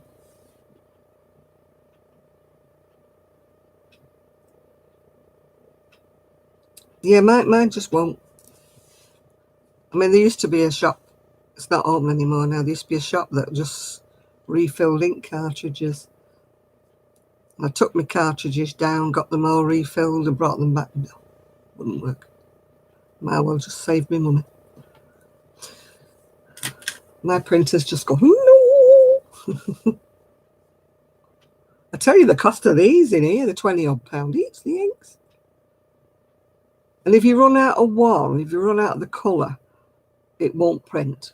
It won't just print black and white, even though you change the settings to just black and white. It won't print. It's the same with you run out of black, it won't print unless you have the colour.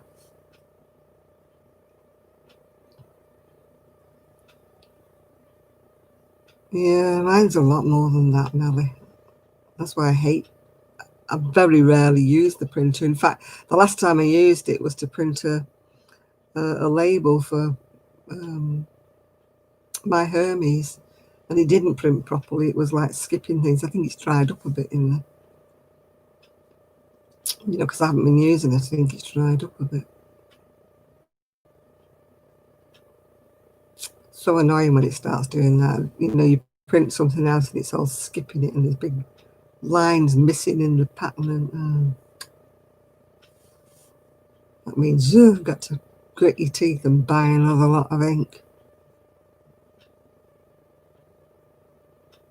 If the ink wasn't so much, I would use the printer more. But because I don't use the printer more, my ink dries up.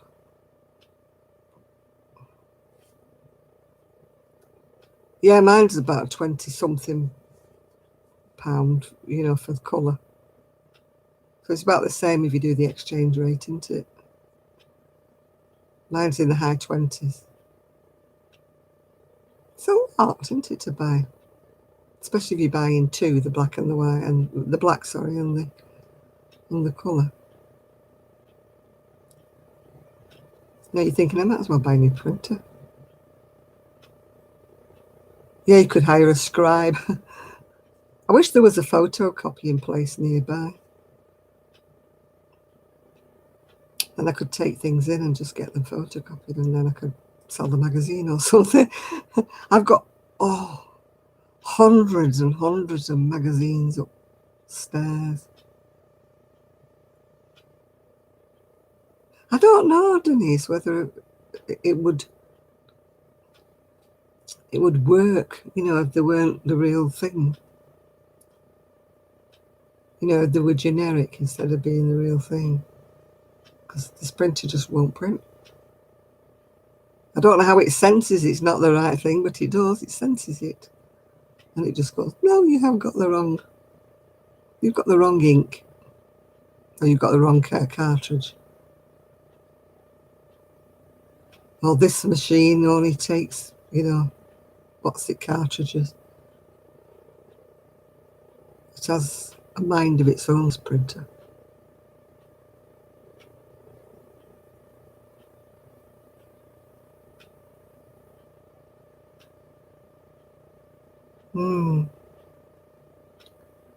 I'd like to try it, Denise, but what happens if when they send me the first lot, I can't use it? I don't want them sending me any more.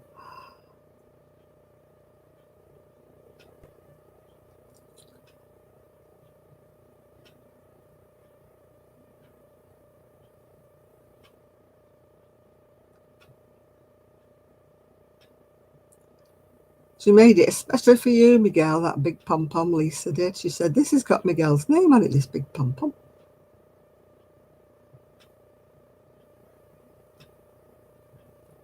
I'll have to look into that, June. I might try it once and see. Oh, gosh, some patterns are 15, 18 pages long. I don't print them out. My printer's not working properly. It keeps missing bits. It keeps missing like bits out the lines. There's blank bits. And because when I sent that parcel to Sonia, Denise, it was like, I didn't know whether they'd be able to scan it properly because half of it was missing. Yeah. Oh, hi, Tina. Are you going to bed now, are you?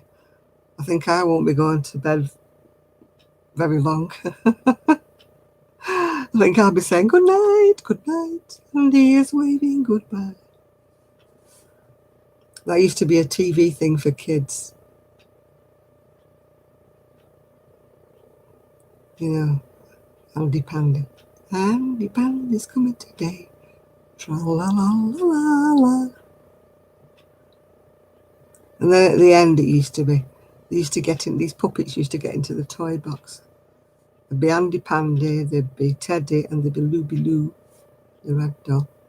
They all got into the same toy box. And it used to be, Andy is waving goodbye, goodbye.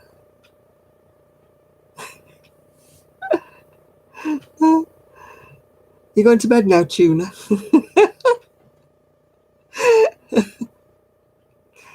When you tell everybody, they keep calling me Tuna on that side. Every time I go on that live, they call me Tuna.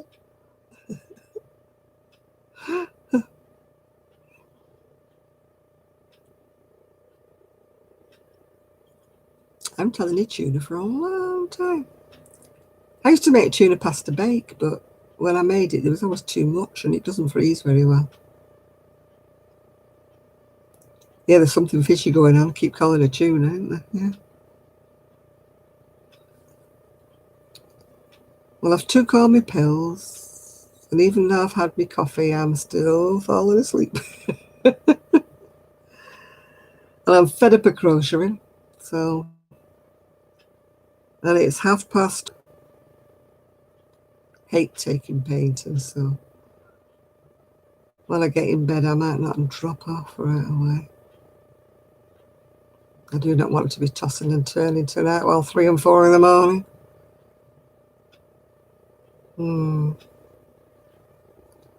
Oops, I can see my eyes are getting heavy. I better go before I fall asleep on you. Done that before, I'll do it again. Yeah. You've just squirted what up your beak? I hope it's something you're supposed to be squirting up your beak. Yeah, my eyes are going glassy out there. Look at that. Ooh. They always do that. I start blinking a lot when I'm tired. So, and then my eyes just go slowly to shut. Yeah, I'm feeling very tired, Millie. Yeah. So I don't know what Miguel's just squirted up his nose, but we'll have to hope it's something he should have done. He should be squirting up his nose, or he'll be taking a trip he doesn't want to. So good night, everybody. Good night, Miguel, wherever you've gone. They'll probably turn up in about 5 minutes and say, where's she gone? Where's she gone? Miguel, we're talking to you. I'm going to bed now.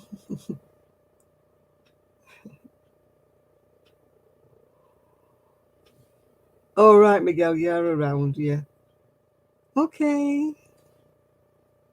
Night, Denise. Night, Chris. Night, Nathan. Night, Ginger. Night, Jill. Night, everybody. I'm going to bed now before I fall asleep. Look at the eyes. They're terrible, aren't they? Right, nighty night, everybody. Sleep tight. Don't let the bed bugs bite. That's what my mother used to say to me. Then she used to wonder why I didn't fall asleep. Night, night.